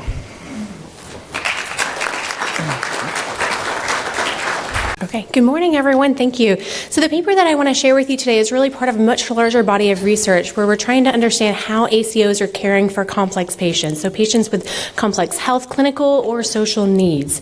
And in this paper, we're really focused on home visits. And so we approached this question with a few different data sources. First, we used two national surveys. One, the National Survey of ACOs, which focuses on the perspective of ACO leaders. And then we also paired that with very fresh new survey data from the National Survey of Healthcare Organizations and Systems, which tells us about physician practices and how they're doing care delivery and what their structures are. And then we really wanted to dig in much more deeply and not just get a sense of what they say they're doing, but what that really looks like on the ground. You may suspect that there might be some differences on occasion. So to do that, we went out and we spoke with 18 ACOs, and we really dug into the nitty-gritty of tell us exactly how you're caring for complex patients. What does this really look like? For about half the ACOs, we not only did a leadership or a management position, but then we dove in even deeper and talked to the folks who are on the ground actually doing the work and kind of compared those out a little bit. So for this paper, like I said, we were focused specifically on the use of home visits. So the first thing that we found is really that ACOs find home visits to be valuable. 80% of the ACO leaders that we surveyed said that they use care transitions home visits, so about 72 hours, within 72 hours of post-discharge, to help improve the care of their patients. Those ACOs tended to be larger, include a hospital, more likely to be part of a system, and more likely to be participating in other payment and delivery reforms, such as bundled payments or other shared savings or risk-based models. In our physician practice survey, we found that practices participating in ACOs were also more likely to report using home visits than practices not participating in ACOs. Now, we get to dive into the much more nitty-gritty details from our interview work. So for the interviews, now in the survey pieces, that's really focused on the care transitions. When we went and did interviews, we just said, tell us about what you're doing for complex patients. And then we asked everyone specifically, now what about home visits? Because we expected to get some traction in this area. 11 of those ACOs had formal programs around home visits. And what they told us is that their home visit programs are much more broad than care transitions. And so this was typically housed or embedded as part of their care management programs, sometimes their care transitions programs, as well as their disease management programs. So some implications of that. One, and somewhat not surprisingly, this means that it was typically the care management staff who were doing the home visits. This also means that in our paper, different than a lot of the other papers that you've heard today, we were really focused on non-clinical care, right? So they're not going out and providing clinical services. And I'll tell you a little bit more in a minute about what they were actually doing.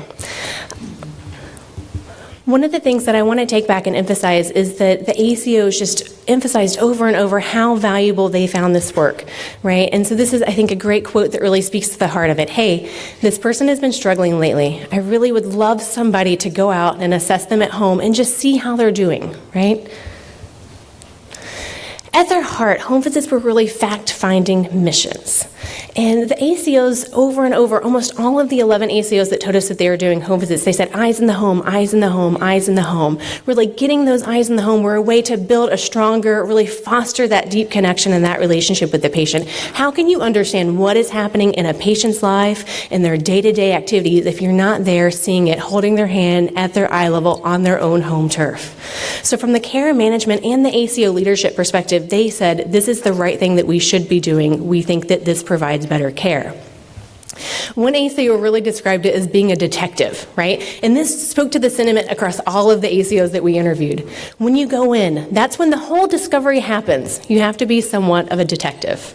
So what actually happens during these home visits? Three main things. First, we have needs assessments, right? So that's going in, you're tacking down rugs, making sure that things are accessible, people can get into their home safely. You're checking to make sure that there are no social needs that need to be addressed. If there's a leaking roof, trying to get that fixed, those sorts of things.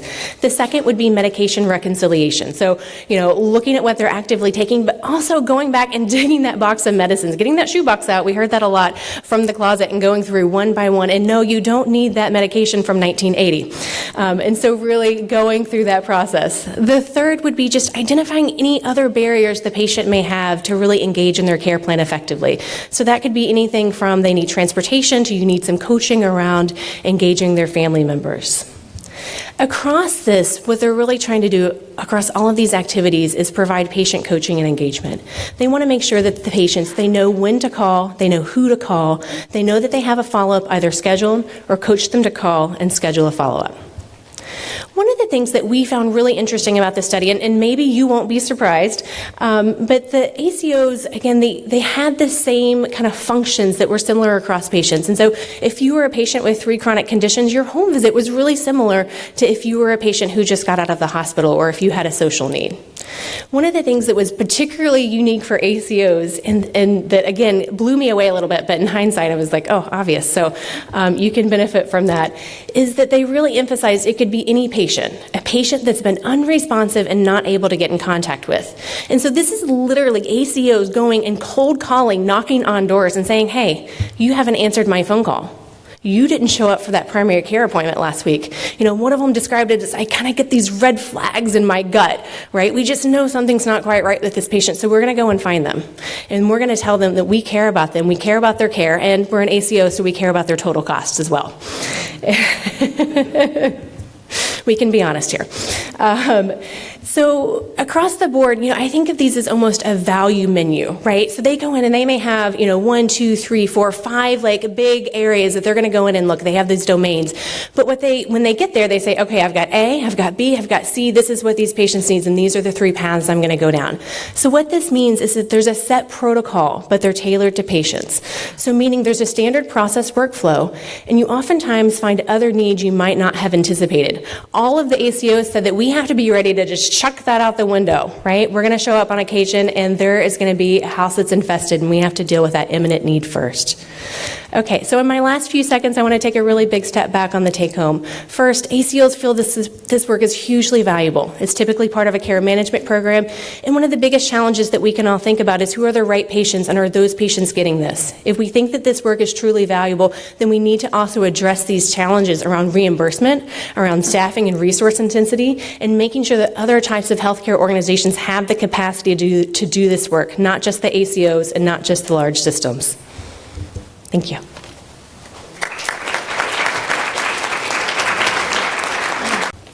Good morning. It's a pleasure to be here today on behalf of our interdisciplinary team. I would like to especially acknowledge those who are in the audience today. George Jackson, who is the primary investigator of the larger project of which this paper is a part. Courtney Van Houtven, who we heard from in the last session. And I believe our physician researcher, David Edelman, was going to try to make it here today as well. Physician assistants, the numbers of physician assistants and nurse practitioners in our workforce is growing rapidly, faster than those of physicians. And currently, NPs and PAs comprise over 30% of the primary care workforce. So with these changes in the workforce composition, it's important for us to consider some very important role questions. First is, should PAs and NPs function in the primary care provider role in which they manage ongoing care for their own panels of patients, or should they work in supplemental roles? Examples of supplemental roles are, for example, the PAs and NPs don't have their own panel, but they might do same-day acute care for the patients in the practice, or they might manage chronic disease, especially uncomplicated disease. What about complexity? Should PAs and NPs manage the least complex patients in a practice, as many people assume, or is it appropriate for them to manage complex patients such as those we're considering today? And as we think about these role questions, the outcomes of concern are quality and cost. Most comparisons of care quality among provider types have shown similar outcomes, and I'm not going to go into that in detail. There's been less research on cost of care, but there's this long-standing notion that even though it's less expensive to hire a PA or an NP than a physician, they might practice in some way that run up overall cost. So, for example, due to their lesser training, maybe the nurse practitioner is not as confident in her ability to diagnose, and therefore she orders more diagnostic evaluations.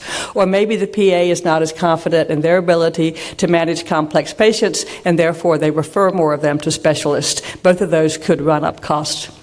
This leads us to our research question. Do healthcare use and care costs for complex veterans with diabetes vary depending on provider type? This was a retrospective cohort study using electronic health record data in over 47,000 veterans who had the same primary care provider for 2 years straight. And we controlled for many factors, including demographics, medical complexity, as well as social complexity and facility characteristics. I've gone back to this context slide because I want to show you how our study fits into the framework that I spoke about a minute ago. The VA uses PAs and NPs in the primary care provider role. This allows us to compare apples to apples. We can compare PAs, nurse practitioners, and physicians all functioning in similar roles. And that overcomes a common limitation of studies in the field. About complexity, we were able to identify a cohort that was quite complex. Patients had to have at least twice the medical complexity score of the average Medicare patient, and they turned out to be quite complex, having almost 7 chronic disease diagnoses on average each. And they had over 30% of them were admitted to the hospital during the study year. As far as the outcomes, we have done in a previous study. Dr. Jackson was the lead author. It's referenced here in the same cohort looking at outcomes, and we found no differences in control of blood sugar, blood pressure, or cholesterol. So I'll show you our current cost of care outcomes now. So the patients of NPs and PAs had a few more primary care visits. This is obviously one of the less expensive forms of health services utilization. The patients of physicians, however, had more specialty visits. These were not all statistically significant, but at least there was not a difference seen, which is interesting given the theory that I told you about earlier, that PAs and NPs are expected by some to use more specialty visits. We found no support for that. And in the big ticket items, emergency department visits and hospital admissions, the patients of physicians actually had more. These were not real small differences. For example, in hospital admissions, the patients of NPs had 12% less, and the patients, 11% less, and the patients of PAs had 8% less. So when you roll all of that up, along with the cost of medications and laboratory evaluations, the patients of physicians were actually more expensive to the tune of about $2,000 per patient. The patients of NPs were 6% less expensive, and PAs 7% less. So if in this cohort all the patients had the same care patterns of the PA and NP patients, the VA might have saved $74 million during the study year. I hope that I've already convinced you of some of the strengths of our study, particularly that we were able to isolate and focus on the primary care provider role for complex patients. The VA, like all settings, has unique characteristics and attributes, including some that are becoming more common external to the VA, such as expanded scope of practice, system integration, population health approaches. We feel that the higher patient complexity seen in VA patients was actually a strength for our study because we were interested in complex patients. And it stands to reason that if PAs and NPs could do a job with these very complex patients, you could expect them to do at least as well with less complex patients that are easy to care for. Okay. We did not control for everything, or control for many things. We did not control for the size of patient panels, which were about 15% larger for physicians in the VA. We also did not control for salary differences. So compared to physician patients, we found in our first study similar quality outcomes, and in the current study we found lower total cost. This was driven by fewer emergency department visits and hospital admissions for the patients of PAs and NPs. It was slightly over $2,000 per year per patient. in the study year per patient. We only studied 1 year. So taken together, we think that these studies support the use of PAs and NPs in the primary care provider role for complex patients. I look forward to taking your questions later. Thank you.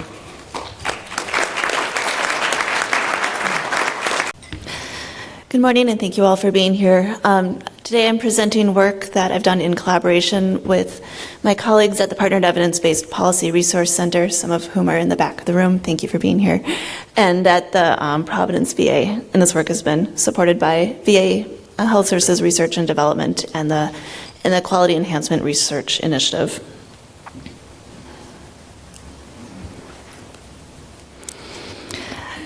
So as I think we'll hear more in the upcoming panel, unpaid family caregivers really comprise a large portion of the workforce caring for people at home with multiple chronic conditions. Many of these are people who are at risk of nursing home placement if they don't have adequate support in the home. And the VA is really concerned about supporting these caregivers, trying to facilitate independence, keeping in the spirit of the Olmsted decision, and making sure people are able to stay in their homes if it is the care setting that they desire, and if it is safe to do so. One of the programs that the VA uses to try and facilitate this independence is the Veteran-Directed Care Program, which is a participant-directed program. And what that means is that veterans who are eligible receive a monthly stipend. They work in conjunction with a counselor in the community to purchase whatever goods or services they need to remain in the home. So this may be something as simple as a home modification. Maybe you need a wheelchair ramp or hand grip handles in the home. But you can also hire your family or a home health care worker to stay in the home and help provide care. I should mention that this is a program that the VA does in partnership with the Administration for Community Living. The referral criteria for the program are flexible. Every site gets flexibility in deciding who they should refer. But it's usually targeted to veterans who have several limitations in activities of daily living, who might require up to 20 hours of home care a week in order to stay home. So these are veterans who are at quite a high risk of nursing home placement. It's a very popular program. The veterans who've been interviewed about their experience in the program unanimously recommend it to other veterans. Caregivers love it because it is very flexible. They have more control over who is in their home helping them provide care to the veteran, and they also have more flexibility in deciding how to use the resources that they are given. But what we haven't done so far is a really comprehensive look at the effect of this program on hospital use and hospital costs, with the idea that if someone is in the home helping the veteran with their daily care needs, maybe we can prevent some unnecessary hospitalizations. And I should also note that this program is in place in about just fewer than half of the VA medical centers, and they're considering expanding it. And it would be further justified if we know that this program is at least non-inferior to other programs for veterans. I won't go into all of the details of the methods, except for to say that we looked at a large sample, over 37,000 veterans, who were receiving different purchased care services. We compared people receiving the Veteran-Directed Care Program to people who are receiving other services such as home health aides or contracted adult day health care or adult home respite. We looked at 38 different medical centers, both those with active programs and those without active vet-directed programs, but who had a similar patient population. And we were primarily looking at acute care hospitalizations and costs associated with those. So to cut to the chase, we didn't find a lot of differences, but that's okay. So we did find that patients who were referred to veteran-directed care, they were more medically complex than the patients who were referred to these other care programs. They were more likely to receive aid and attendance benefits, which are usually given to people with functional limitations.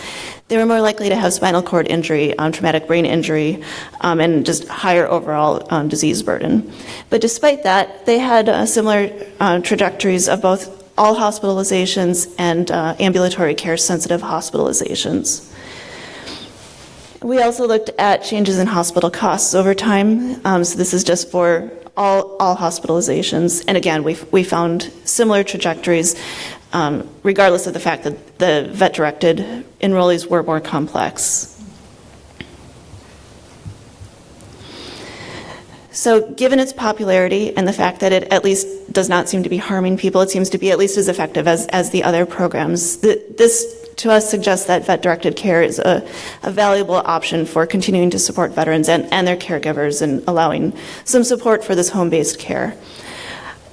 We need to still do further evaluations that take into account Medicare costs, Medicaid costs, other measures of utilization, but these are the most recent and the most comprehensive data available on this program. So this is encouraging, but we definitely need to do some further evaluation. And I think that's it for me, so thank you.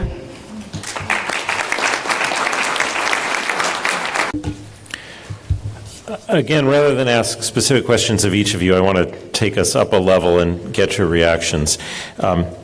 It's not lost on me, and probably not on the audience either, that we have 2 studies coming out of the VA, 2 coming from ACOs.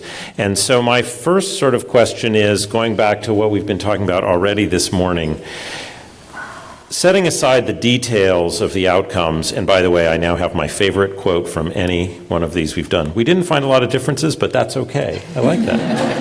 I think that's a really good thing to keep in mind. In all seriousness, are we thinking, should we think of ACOs and the VA and the CMOI models described before really as proxies for flexibility and financial accountability, and then sort of the details are complex and messy and require a lot of analysis, and maybe we get differences, maybe we don't. But fundamentally, the ingredients for transitioning from a system or the complexity that Karen referred to earlier to something that's making more of an investment in what people want, are those the key ingredients? Is that a fair takeaway from where we are at this point? I guess I'll start. I think flexibility was probably the biggest business case for the ACOs. Just that you could, if you achieve the bonus, you can spend it on those community health workers or care coordinators or home-based care competency development, whatever you wanted, which the patients have been asking for decades, and you can't pay for under fee-for-service. I think the only nuance I would add for ACOs is that it adds on top of that the care coordination, financial accountability, that you are at risk with the other people, so you need to take seriously your care transformation. I'll just add a little bit to that. I mean, I definitely agree that the flexibility is key. And I also just kind of want to name the elephant in the room a little bit, in that the vast majority of at least Medicare ACOs don't hit shared savings and don't do it consistently. We interviewed ACOs that had success by shared savings at least once in their contract year. And talking with these ACOs, as well as having done a few prior waves of interviews with ACOs, they love the flexibility.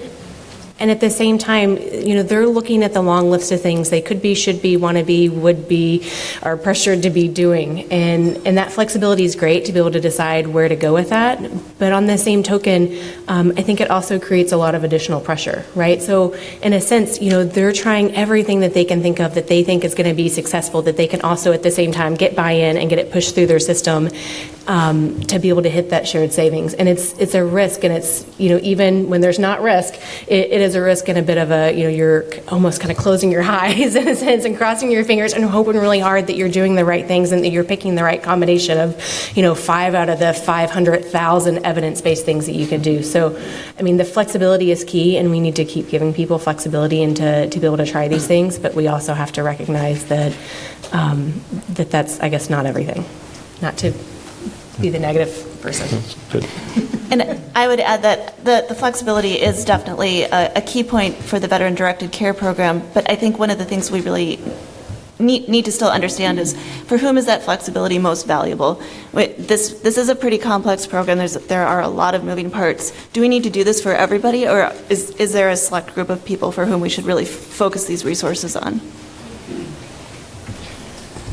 I think one of the other things that you alluded to, in addition to the flexibility, is that these sites are laboratories, for carefully monitored and designed programs, and that can then, inform other organizations that want to pick them up. And I see that as one of those things. Yeah, so that actually leads to the follow-on, anticipating some of what you all said, although you took it much further than I had thought myself, which is how closely or tightly can we or should we then engineer the accountability side of this, or even the model side on flexibility? Or are we at a stage where we mostly need to loosen and study before we have a clearer sense of where to go? I don't know if that made sense, if that contrast makes sense to any of you.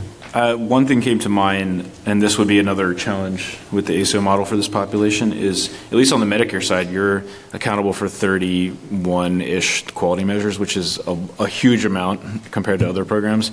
And they're not targeted, they're targeted at general population health. And some of them have been flagged by some of our case study ACOs and others in the field as actually being harmful for caring for people living with serious illness like colonoscopy and breast cancer screenings.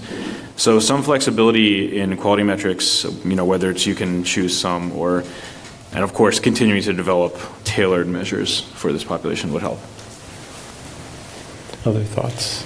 I would agree that there's a lot of room for more study, and I think more data on caregiver outcomes, on satisfaction, some of those value-based outcomes, not value in the financial sense, but value in a personal sense. If we can collect some of that information, I think we'll have a better idea of where we need to go.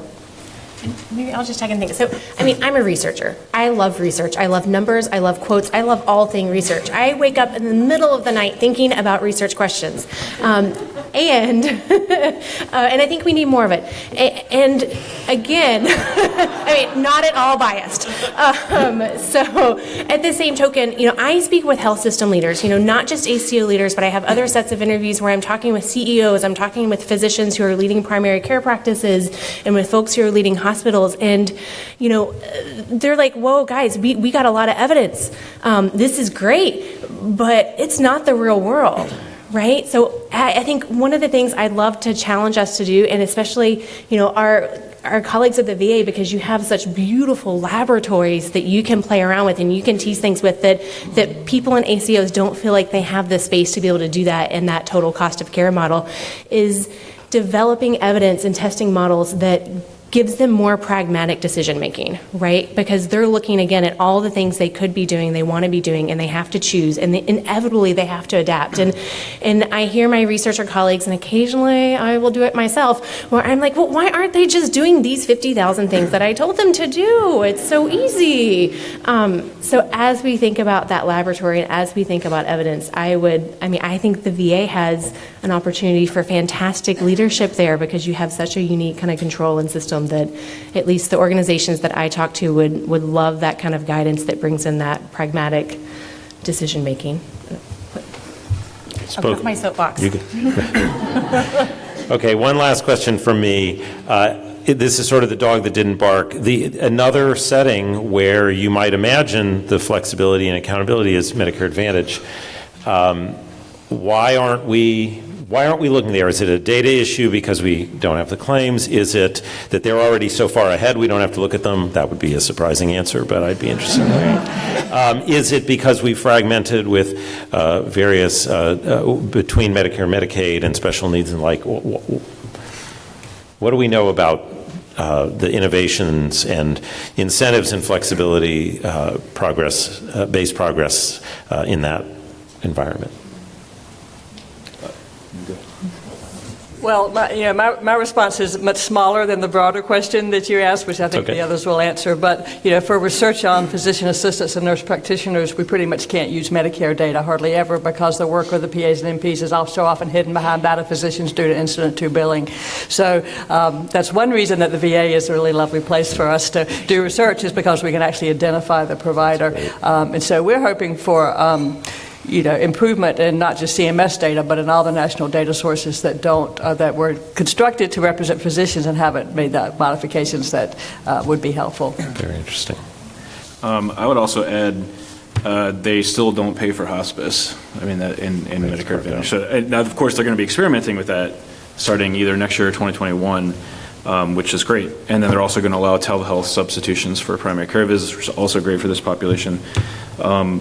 There's also a selection bias issue. I mean, they tend to be healthier, and data issues. Should we stop there? I think we can stop there. I'd just say I'd love research in this area. I'm shocked. Let's open that one, yes. I love the data even more. Yes. Okay. These are some terrific empirical papers that you may have some more detailed comments on as well. I kind of took us back away from those, but if you all have questions for this group, I know we're wearing you out a little bit. But we'll take back here, and we'll take. Oh, yes. Hi, this is Cleese Erickson with GW's Health Workforce Institute, and I'm really excited to see the work that you're doing on NACOs in particular, and then at the VA and your data to be able to show that NPs and PAs can provide high-value care. One of the things that I've been wondering about, if we look at caring for complex patients in NACOs and other models, is that we don't really have the data to track the variation in how these care models are being implemented, and in terms of the staffing ratios and the team members that are being involved. And I've done similar interviews and found wide variation. And so I guess my question for the panel is, do you see any potential for being able to somehow get that data? How are we going to be able to find and do that? Because I think that's behind a lot of the variation in outcomes across accountable care organizations. And I want to add one last comment, which I really agreed with your idea that we don't have the answer yet that care management isn't behind some of the shared savings. I think we need to really delve into that more and allow more time for these models to take hold and for things to scale up. Well, I can say that, at least for the vet-directed program, I'm focusing on the costs and hospitalizations. We have other groups that are working on getting some of the more contextual information. So Nina Sperber, who's here in the front, has been doing some great work on evaluating the implementation of vet-directed. And so that's going to give us a lot of information into the variation in how this program works. Will, you want to? Yeah, the only thing I was going to add is I can only speak in depth to the 6 case study ACOs we studied, but 3 of them had home visit components. Again, they had sustained success in the model. And then the other 3 had what we would call a higher touch complex care management, which involved high touch over the first 30 days and then over the first 60 days and slightly scaling back until stability was reached. And I think those are the commonalities I could speak to, at least in the care models. Joanne?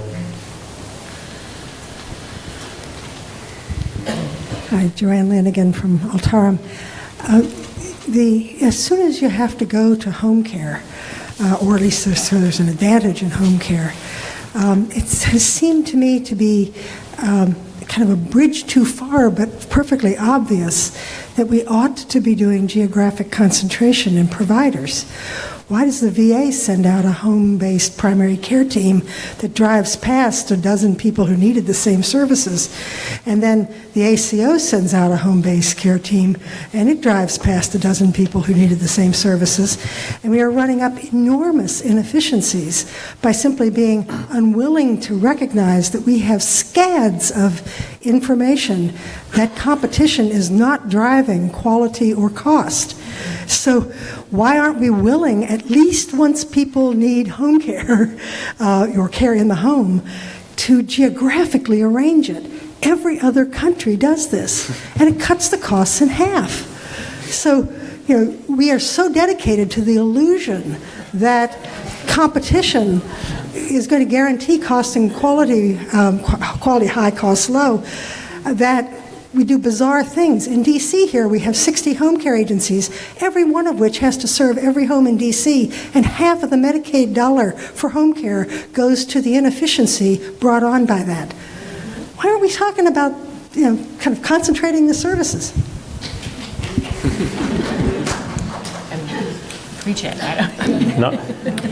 Well, your point, it goes to the fact is people often say we don't have a healthcare system, right? Yeah. We don't have a unified system, and therefore we'll continue to do some kind of wacky things like drive by people who need services. I would just add perhaps areas that have highly functioning health information exchanges could be an opportunity to try to build off of that. I think there's a major data issue there for as well. We just don't know who's doing what.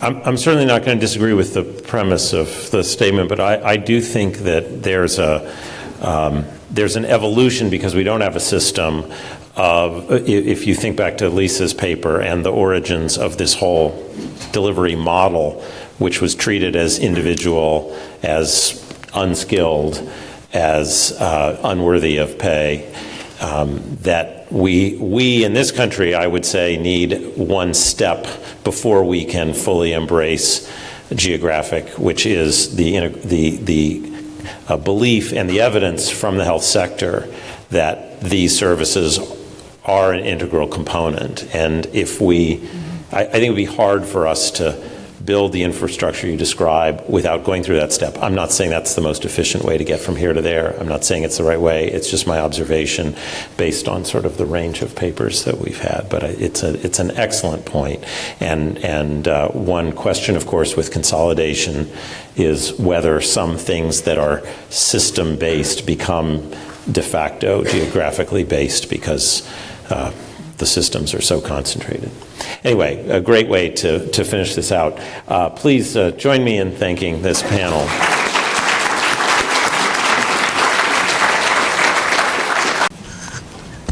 All right, our last panel really turns to the question of family caregivers and the financial burden that they raise. And I think some of Joanne Lynn has asked questions about direct care workers and what they are paid and so on. And I think we need to recognize the financial burdens and the personal burdens of family caregivers. So these papers as a group really get to these issues, which are incredibly important.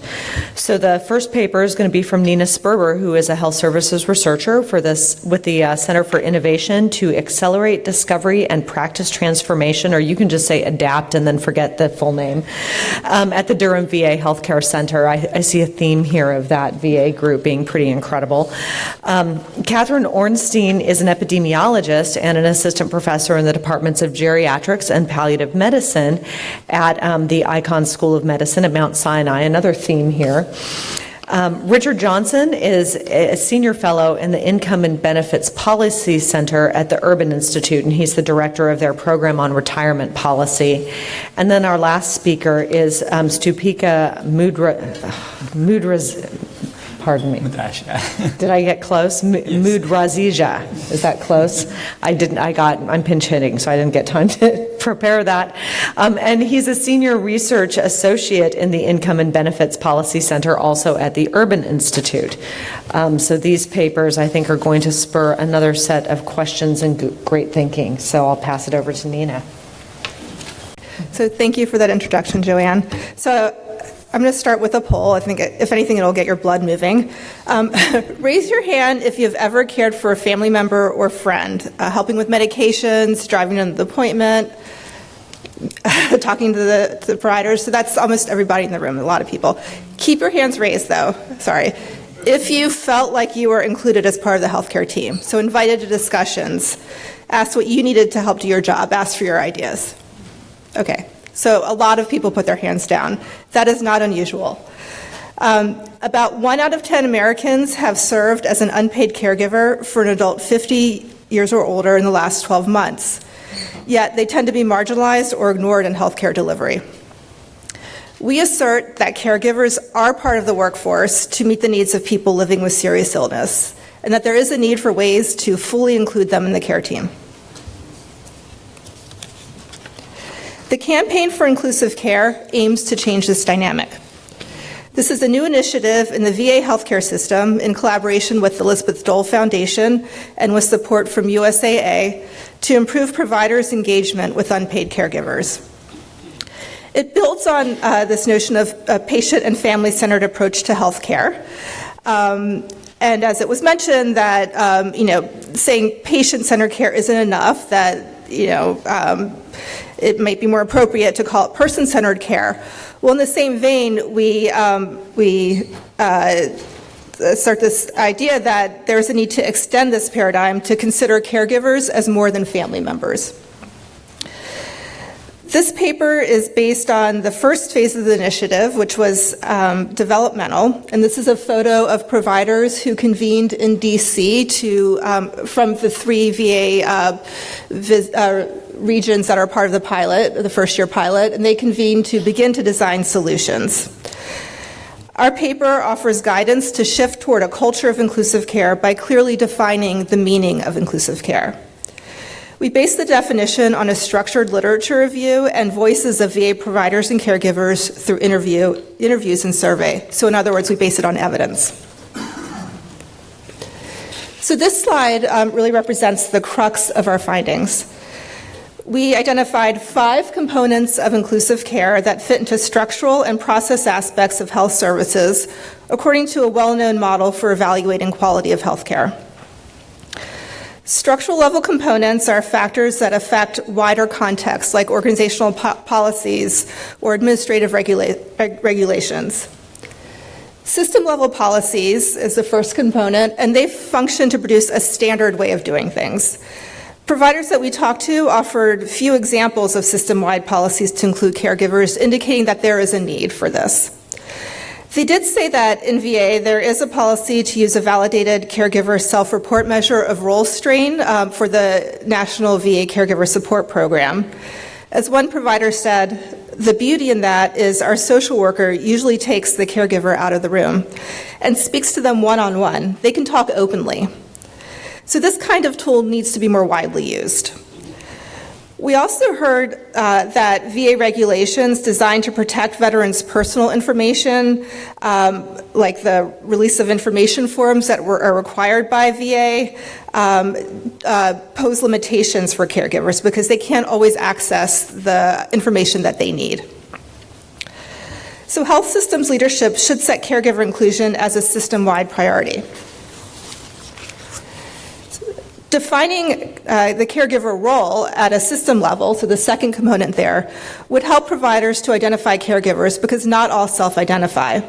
So providers reported lacking a systematic way to identify caregivers, and more than a third of caregivers said that providers are not aware of who the family caregiver is.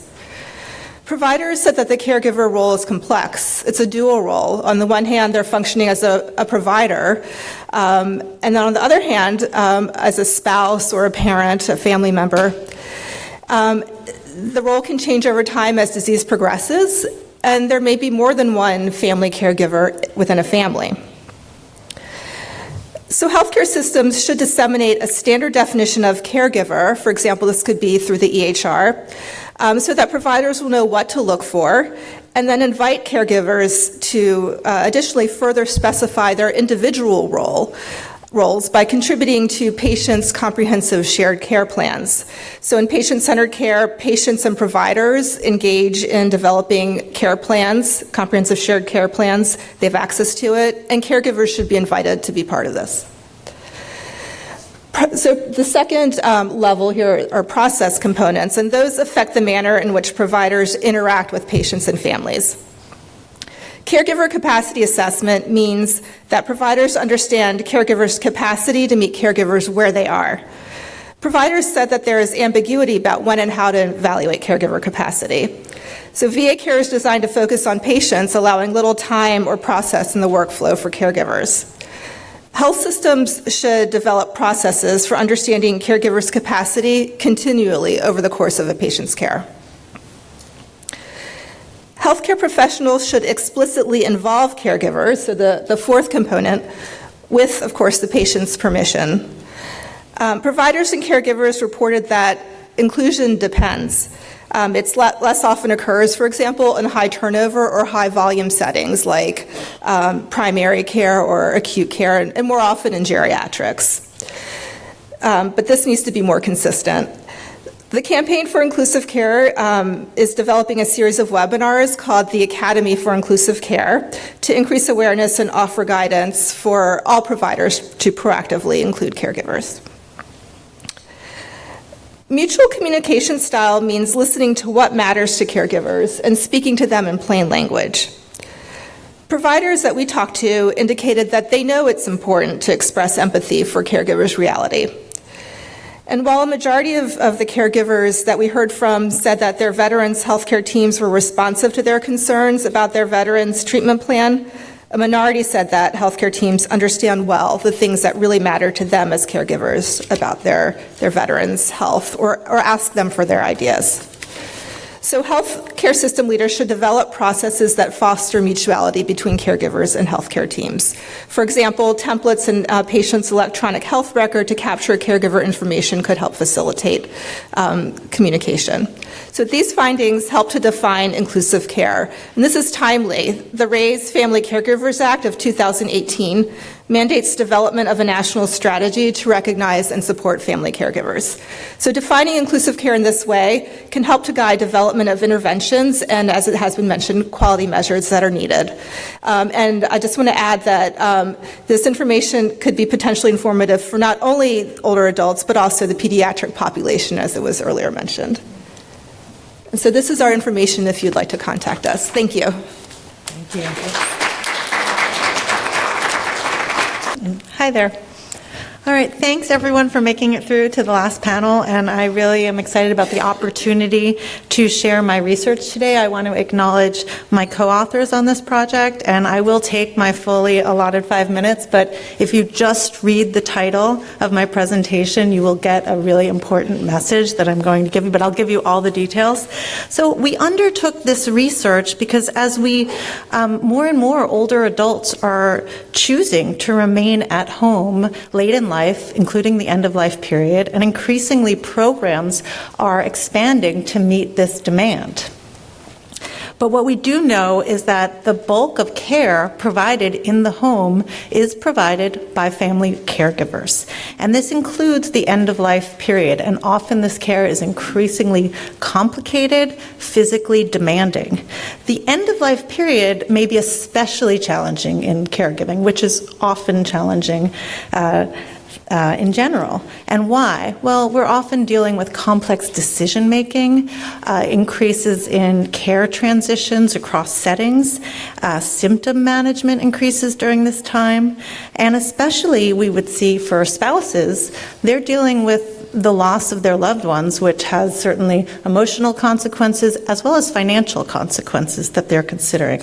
We also know from research that spouses are particularly burdened by this experience. Again, they are older themselves. They often have they're often in poor health themselves as well. So we really sought to understand more about this experience for caregiving spouses at the end of life. So we used data from the Health and Retirement Study, which is a national study of older adults. And what we were able to do is identify 1,200 individuals who died and who were married at the time of death, who were living in the community, and who required assistance with self-care or a household task before they died. So we were able to really look at this prospectively. And individuals that we studied, we talked about their situation about, on average, 11 months before they died. So again, what did we find? As you can see here in the bar all the way on the left, we found that 55% of spouses were caring on their own. That means they did not receive help from family, friends, or even paid care. We also see in the green that 9% of spouses were actually not involved in any tasks. And there are many reasons why. Again, they may be in poor health themselves, and many reasons they may choose not to be involved in daily tasks.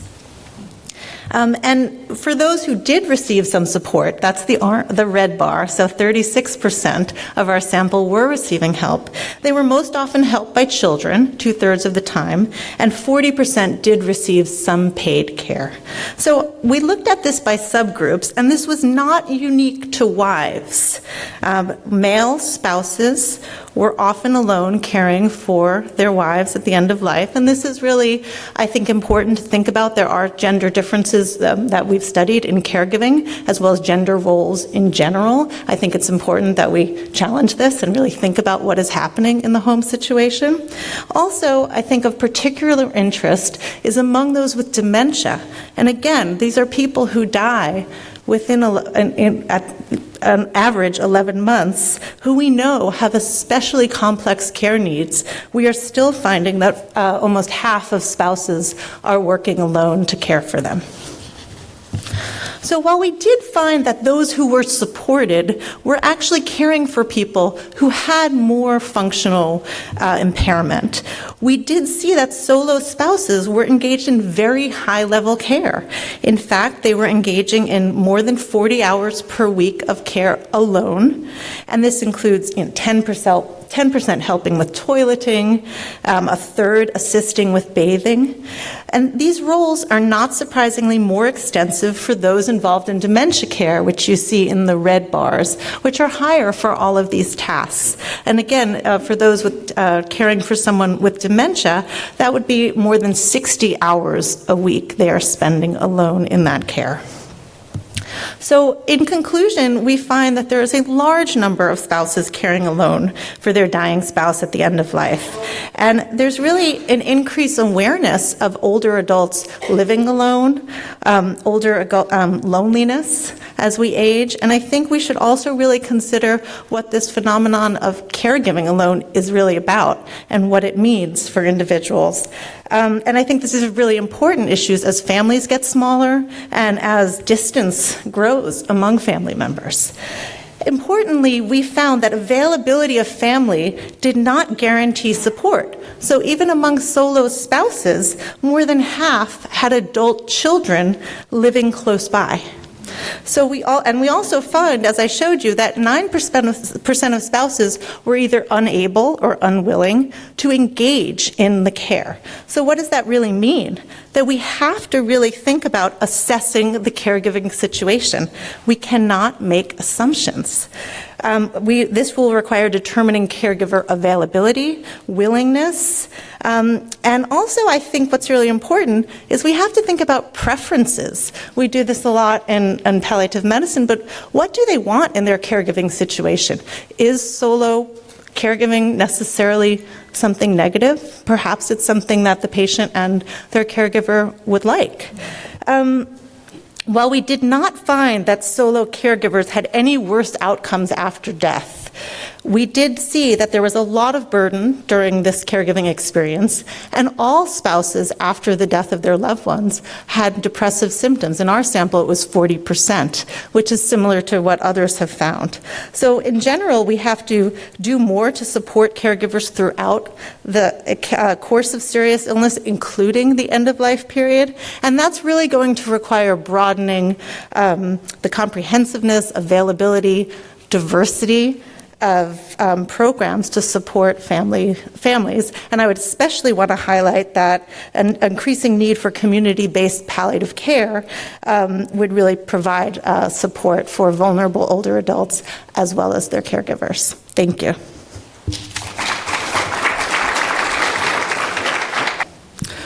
Well, I'm delighted to be here. And I'd like to start by acknowledging my co-author, Claire Wong, who was at the Urban Institute when this research was done, but she's now moved on to Leiden University in the Netherlands. Well, it's clear that paid home care can significantly improve the lives of older adults and their families, and yet it often involves significant out-of-pocket spending. So for one reason, the costs are high. So the national median hourly rate for home health aid services in 2018 was $22, and third-party reimbursement is rare. Traditional health insurance doesn't cover paid home care. Long-term care insurance does, but only about 11% of adults 65 and older have private long-term care insurance. Medicare doesn't usually cover these costs, and Medicaid covers them only for very low-income people who have virtually no other financial resources. And in addition, there are often long waiting lists for Medicaid home and community-based services. And then finally, rising labor costs could accentuate the affordability of, or the lack of affordability of paid home care services in the future if if labor shortages cause home health agencies to raise the rates that they charge users. So what we did in this study is we analyzed the affordability of paid home care by simulating the out-of-pocket spending that older adults would incur if they purchased various amounts of paid home care, and then we compared that spending to their financial resources. And so we looked at the share of older adults who had enough monthly income to simply cover their paid home care costs out of pocket. And then those with insufficient income could use their assets to make up the difference. And then we looked for that group, we looked at how long their assets would last.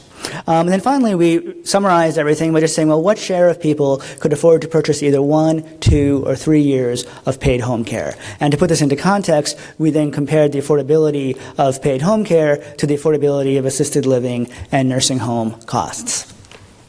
So our data come from the 2014 wave of the Health and Retirement Study. That's the survey you just heard about. It's a large nationally representative survey of older Americans conducted by the University of Michigan.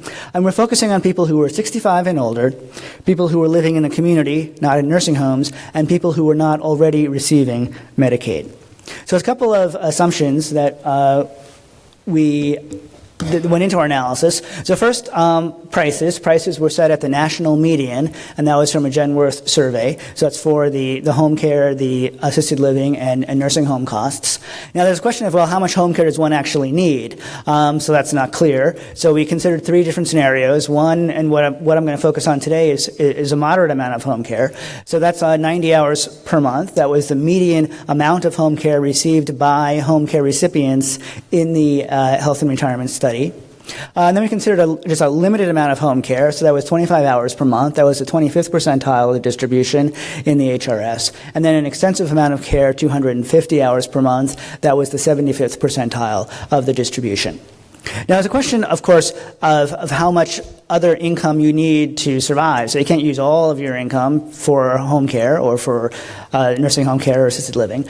So what we did is then we considered how much other living expenses people had to incur. And so that came from a companion survey of the Health and Retirement Study, the CAMS, the Consumption and Activities Mail-Out Survey. That gives detailed information on household spending, and there we basically use the median amounts of spending on other types of goods and services broken down by income level.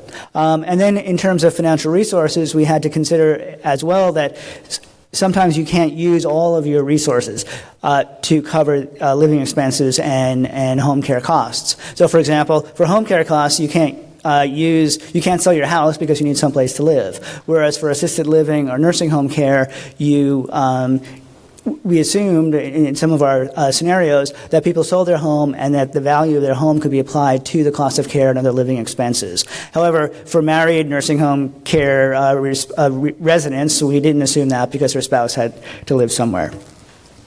So, and what we also did was we looked very carefully at the case for people who had significant disabilities. So there might be this general conception out there, I think a perception in the general public at least, that older ages disability is randomly distributed across the population, but it's really not. It is, even at older ages, disability is concentrated among people with lower levels of income.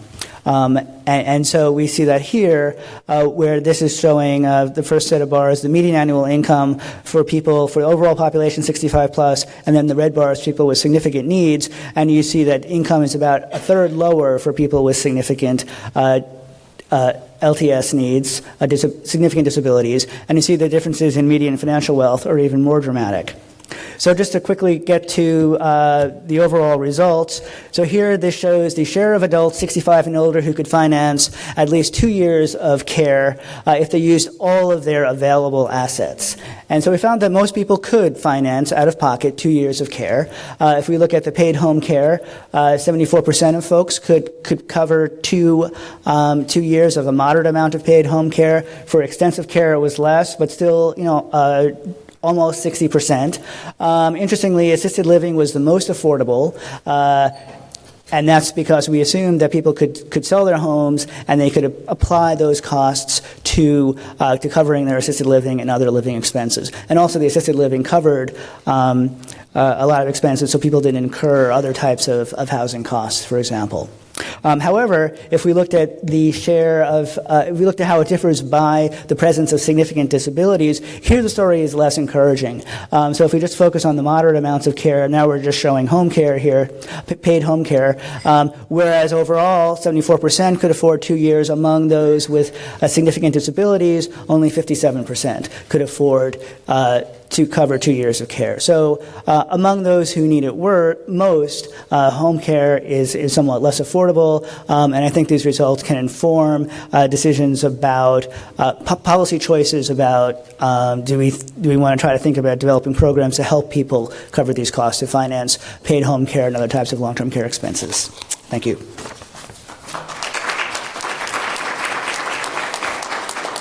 Okay, so I get the honor to go last. I want to thank you all in the audience for, having stamina to endure to this data, in fact, damp on you throughout the morning and early afternoon. But I also want to use the opportunity to thank Health Affairs for organizing this event and highlighting these important topics. Now, the project that my article is based on had two main goals. One, to estimate the cost of foregone earnings for working age caregivers today, and then to try to get some sense of how these costs may change by mid-century.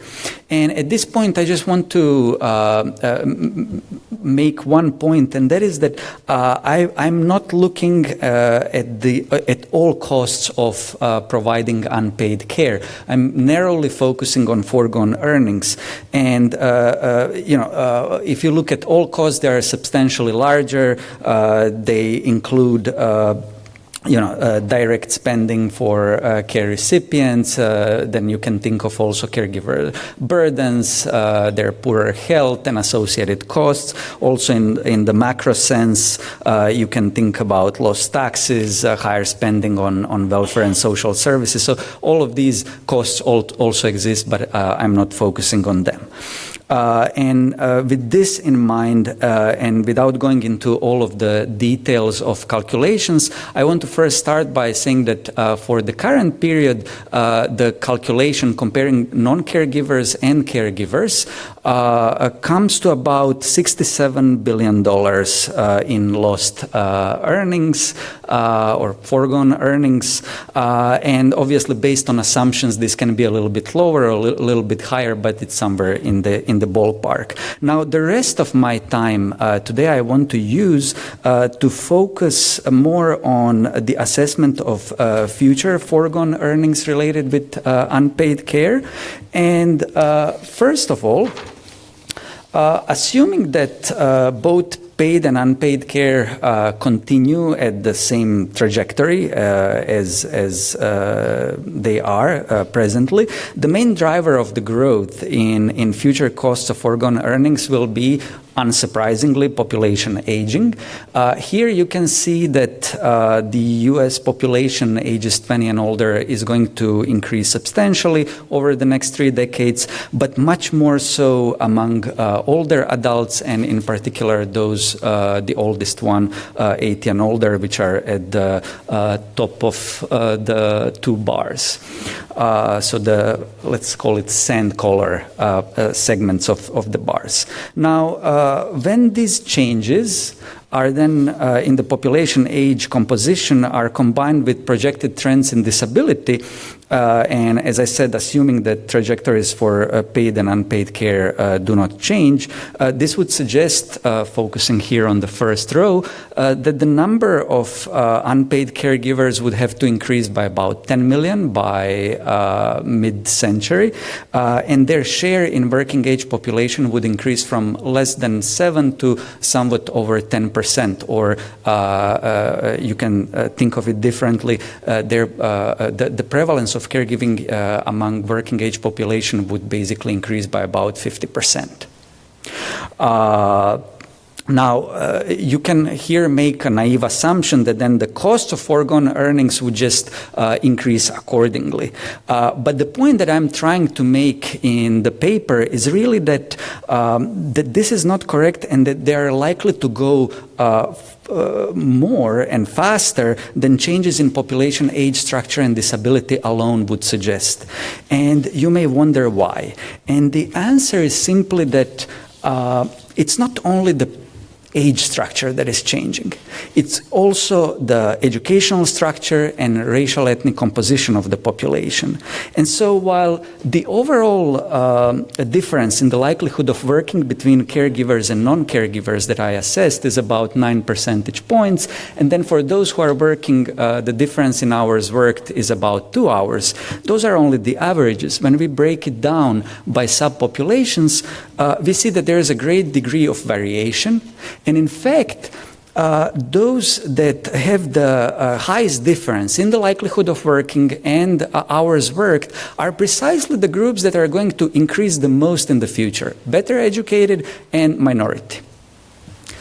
And so when we take this into account, we can see on this final slide that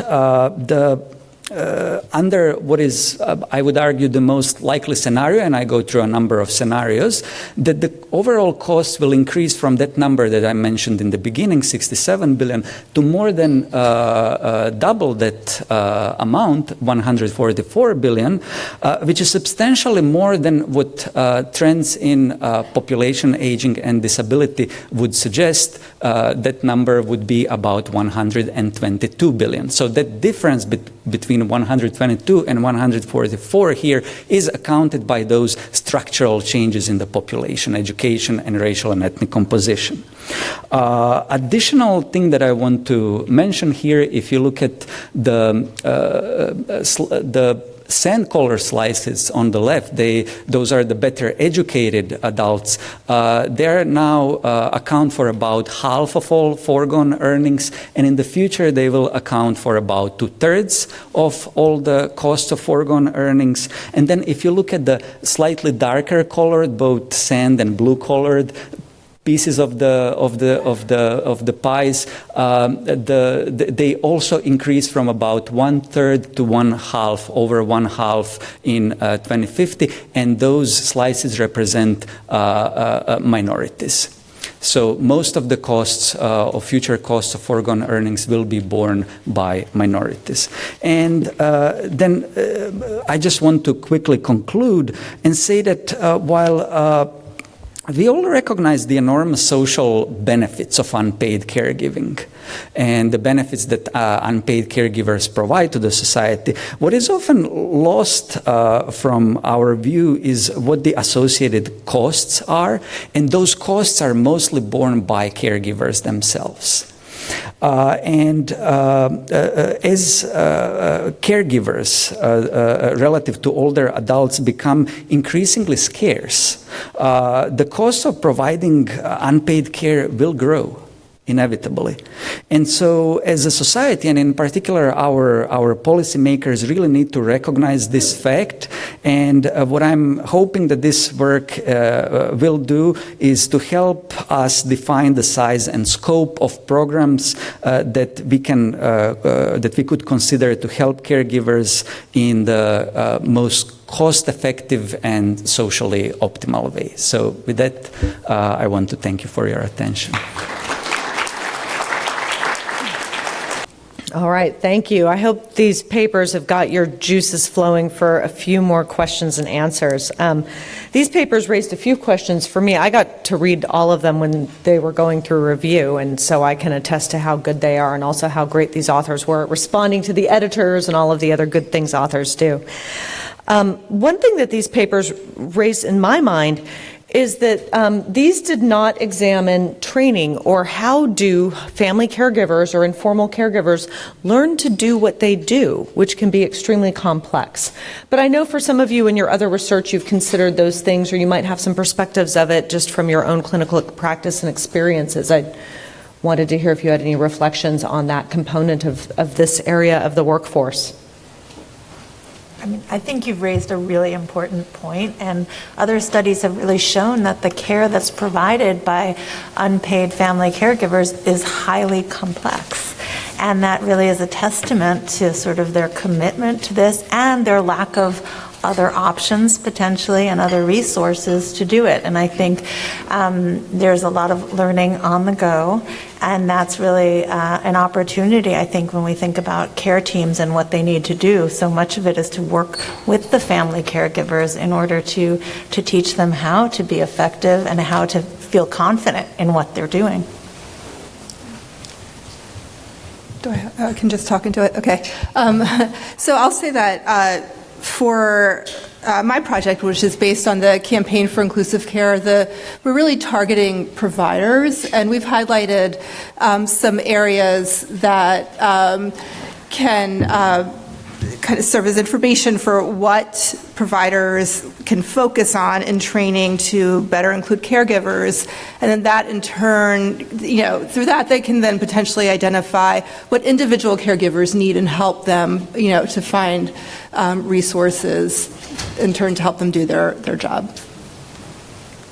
So certainly, I think you've hit on a really important point here, because that training is an unmet need, a really important unmet need for caregivers. And in surveys of caregivers, when they ask what kind of help do they need, training always comes up among the one or two top things. It's sort of respite care and training. So I think that is a very important issue.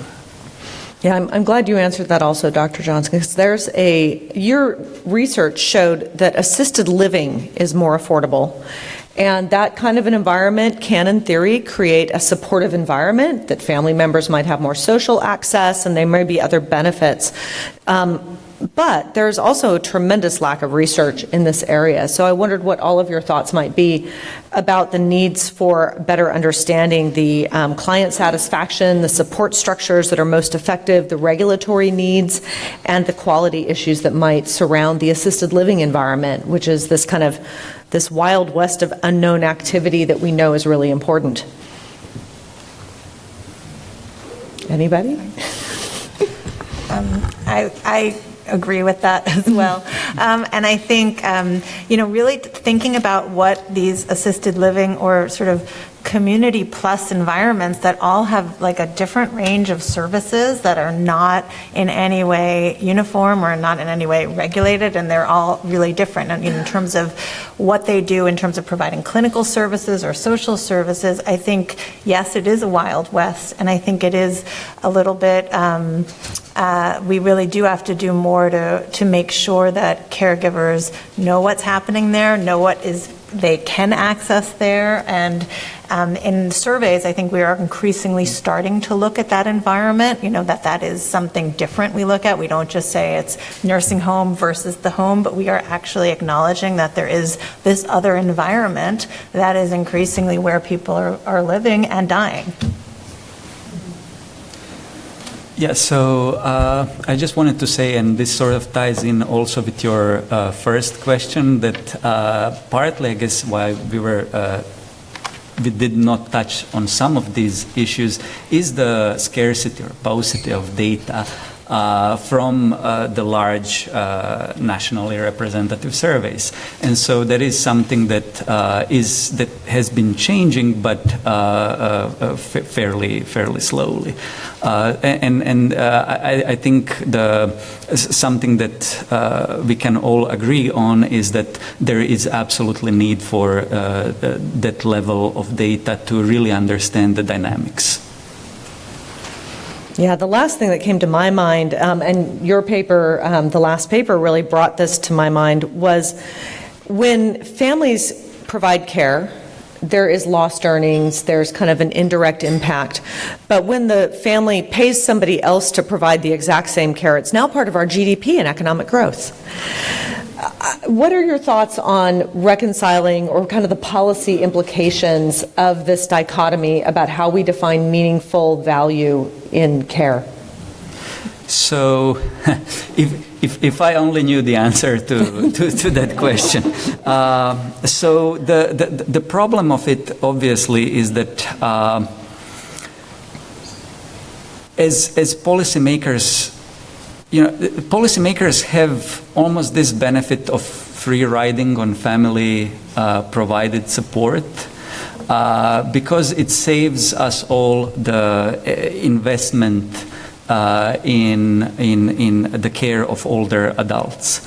And there is obviously, I think family will always play the central role in caregiving for family members.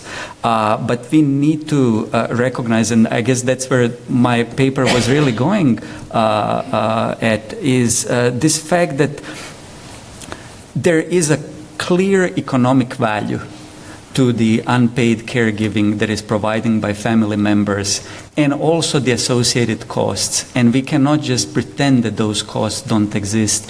And there is a way for us to define the space where we could create programs that actually provide more to the society in terms of GDP, in terms of all the benefits that we get from unpaid caregiving, then it collectively costs us.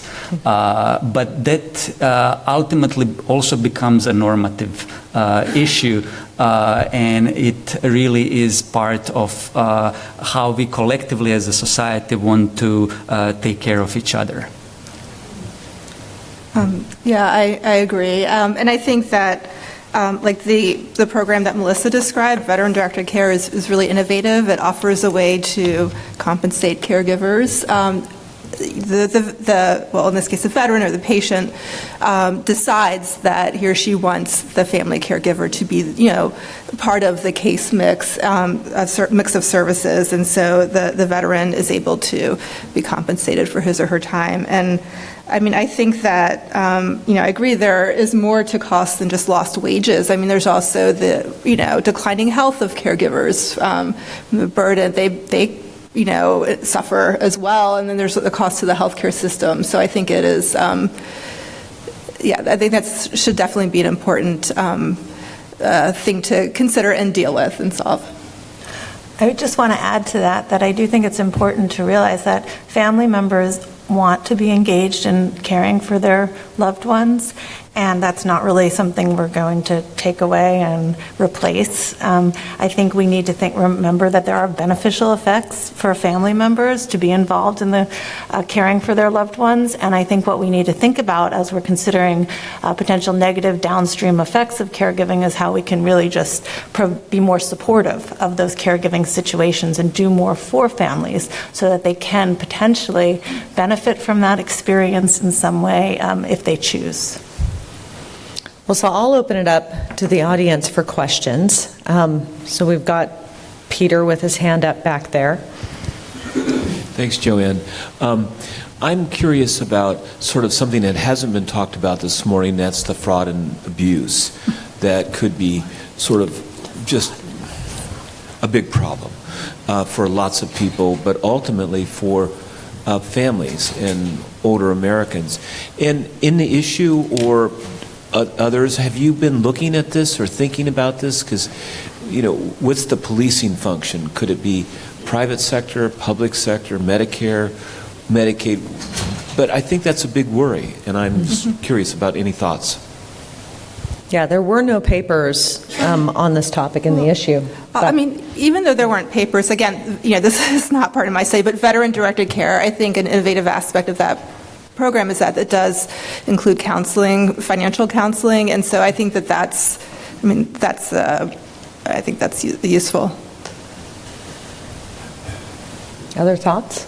Well, although I don't deal with that topic per se, but I would definitely acknowledge your point because it's an increasing problem, and we should also think about that we have increasing number of older adults who are aging alone, who are living alone, and so they may be particularly susceptible to fraud.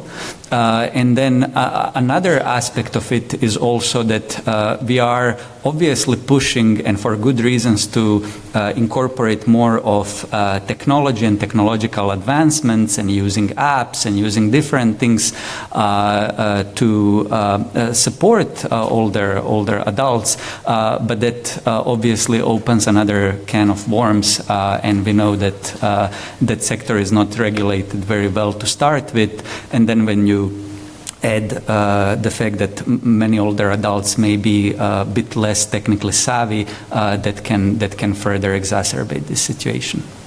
Yeah, I think your question, Peter, really speaks to the importance, again, of family members as being a source of kind of backstop and support and surveillance. They may not have the tools that they need. I can say very sadly that there are two people within our organization that I work with very closely who've had elders defrauded of all their retirement savings, and which is kind of crazy because we're not that big a shop. So this is a pertinent issue and something that I think, though, I encourage more research because, I'll champion that any day. Other questions? Oh boy, there's a lot. So the microphone can just go randomly to wherever it goes first. Hi, I first want to say thank you to Health Affairs for hosting this. My name is Robert Houtven. I grew up, my grandfather lived in our home, so I'm very, personally touched by all of these issues. What I've found is that as great as the research is, there does come a time when you have to engage the, appropriate congressional leadership and their staff, because they do have a mind share vacuum, so that unless they hear what the problems are, they're not engaged. So for example, several years ago I represented a coalition called Coalition of Independent Seniors. Now, full disclosure, it was funded by hedge funds, but they basically did provide a service to the reverse mortgage industry. Now, that presentation earlier about the costs, there's so, as you mentioned earlier, I forget, Peter, there's so many good stories that are, percolating here that after everyone leaves the room, if they don't get the press, the attention of the Hill, they just kind of go by the wayside. I mean, not just the money that's, there should be a tax break for families that provide care, okay?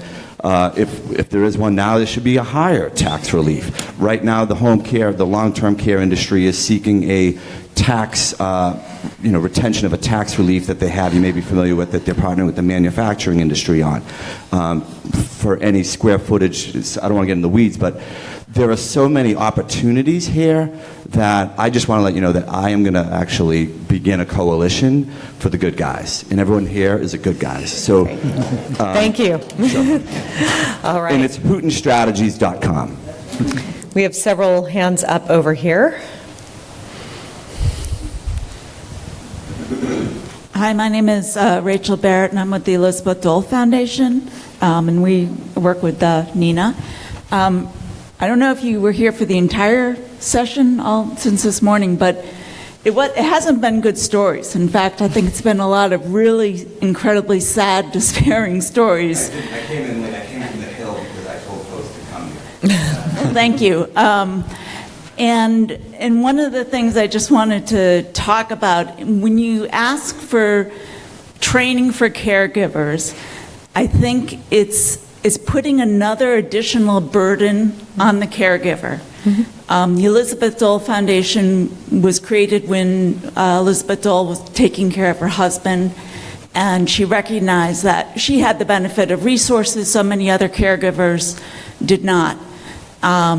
And so she's been out there, and the Dole Foundation's been working with caregivers to give them all sorts of supports that they need. But the reason why we created the Campaign for Inclusive Care is that we recognize that there's this other component, and that's the provider who is maybe not recognizing that the caregiver's in the room. And if they were to be inclusive and not shut the door, or not, what often happens, hand a bag of medications or instructions with no review of what the instructions mean, and then assume that they've taught or instructed them or given them what they need, that is not teaching, that is not training, that is not supportive, and that is not inclusive. And that's where we're missing the ball on taking care of our caregivers. And so you talk about training, we got to step back and think about the inclusivity around the providers, thinking more about what it means to have the burdens of being a caregiver. And I think that's what we really need to be asking ourselves when we're thinking about the unpaid caregivers. You articulated my thinking on that perfectly. Yeah. Just a shameless not-for-profit plug in view of the policy issues that have come up here tomorrow.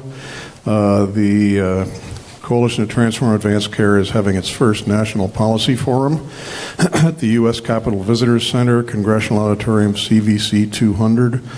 Senators, it's a bipartisan policy issues will be discussed. Senators Cassidy, a Republican of Louisiana, and Jackie Rosen, a Democrat of Nevada, Earl Blumenauer, and others will be speaking. So come on by. It's a good chance to further the policy into this. What time is that, Matt? It is not at 9 o'clock through about noon tomorrow. Right. Great. So I encourage all of you to read this issue cover to cover, because there are, and send it to your representatives. There are a lot of papers in here, not all of whom were presented. Now there's, I think, one more question up here, and then we will close. What I'd like to do is wrap back to the first presentation. I'm Chris Metzler from American Occupational Therapy, but I'm speaking right at this minute as a caregiver and one who confronted the workforce issues. Still confronts them. So going back to the first panel, I think is important to relieve caregivers, because getting training sometimes can sound like just more work. Finding people is difficult.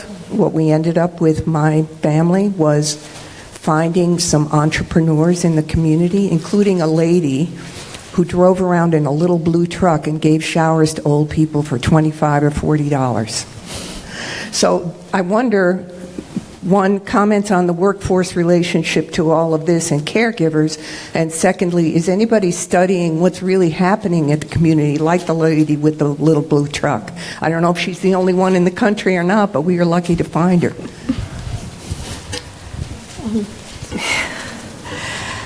Okay, I'm not sure I fully understand your question. Could you? The question is, what do we do about workforce issues? How do we get more workers? And the second one is, has anybody studied the small entrepreneurial community responses? So, yeah, I'm not aware of that. That's a really good question, and I think that's a really interesting one. I mean, my paper is focused on the unpaid family caregivers who really are part of the workforce but aren't recognized as such.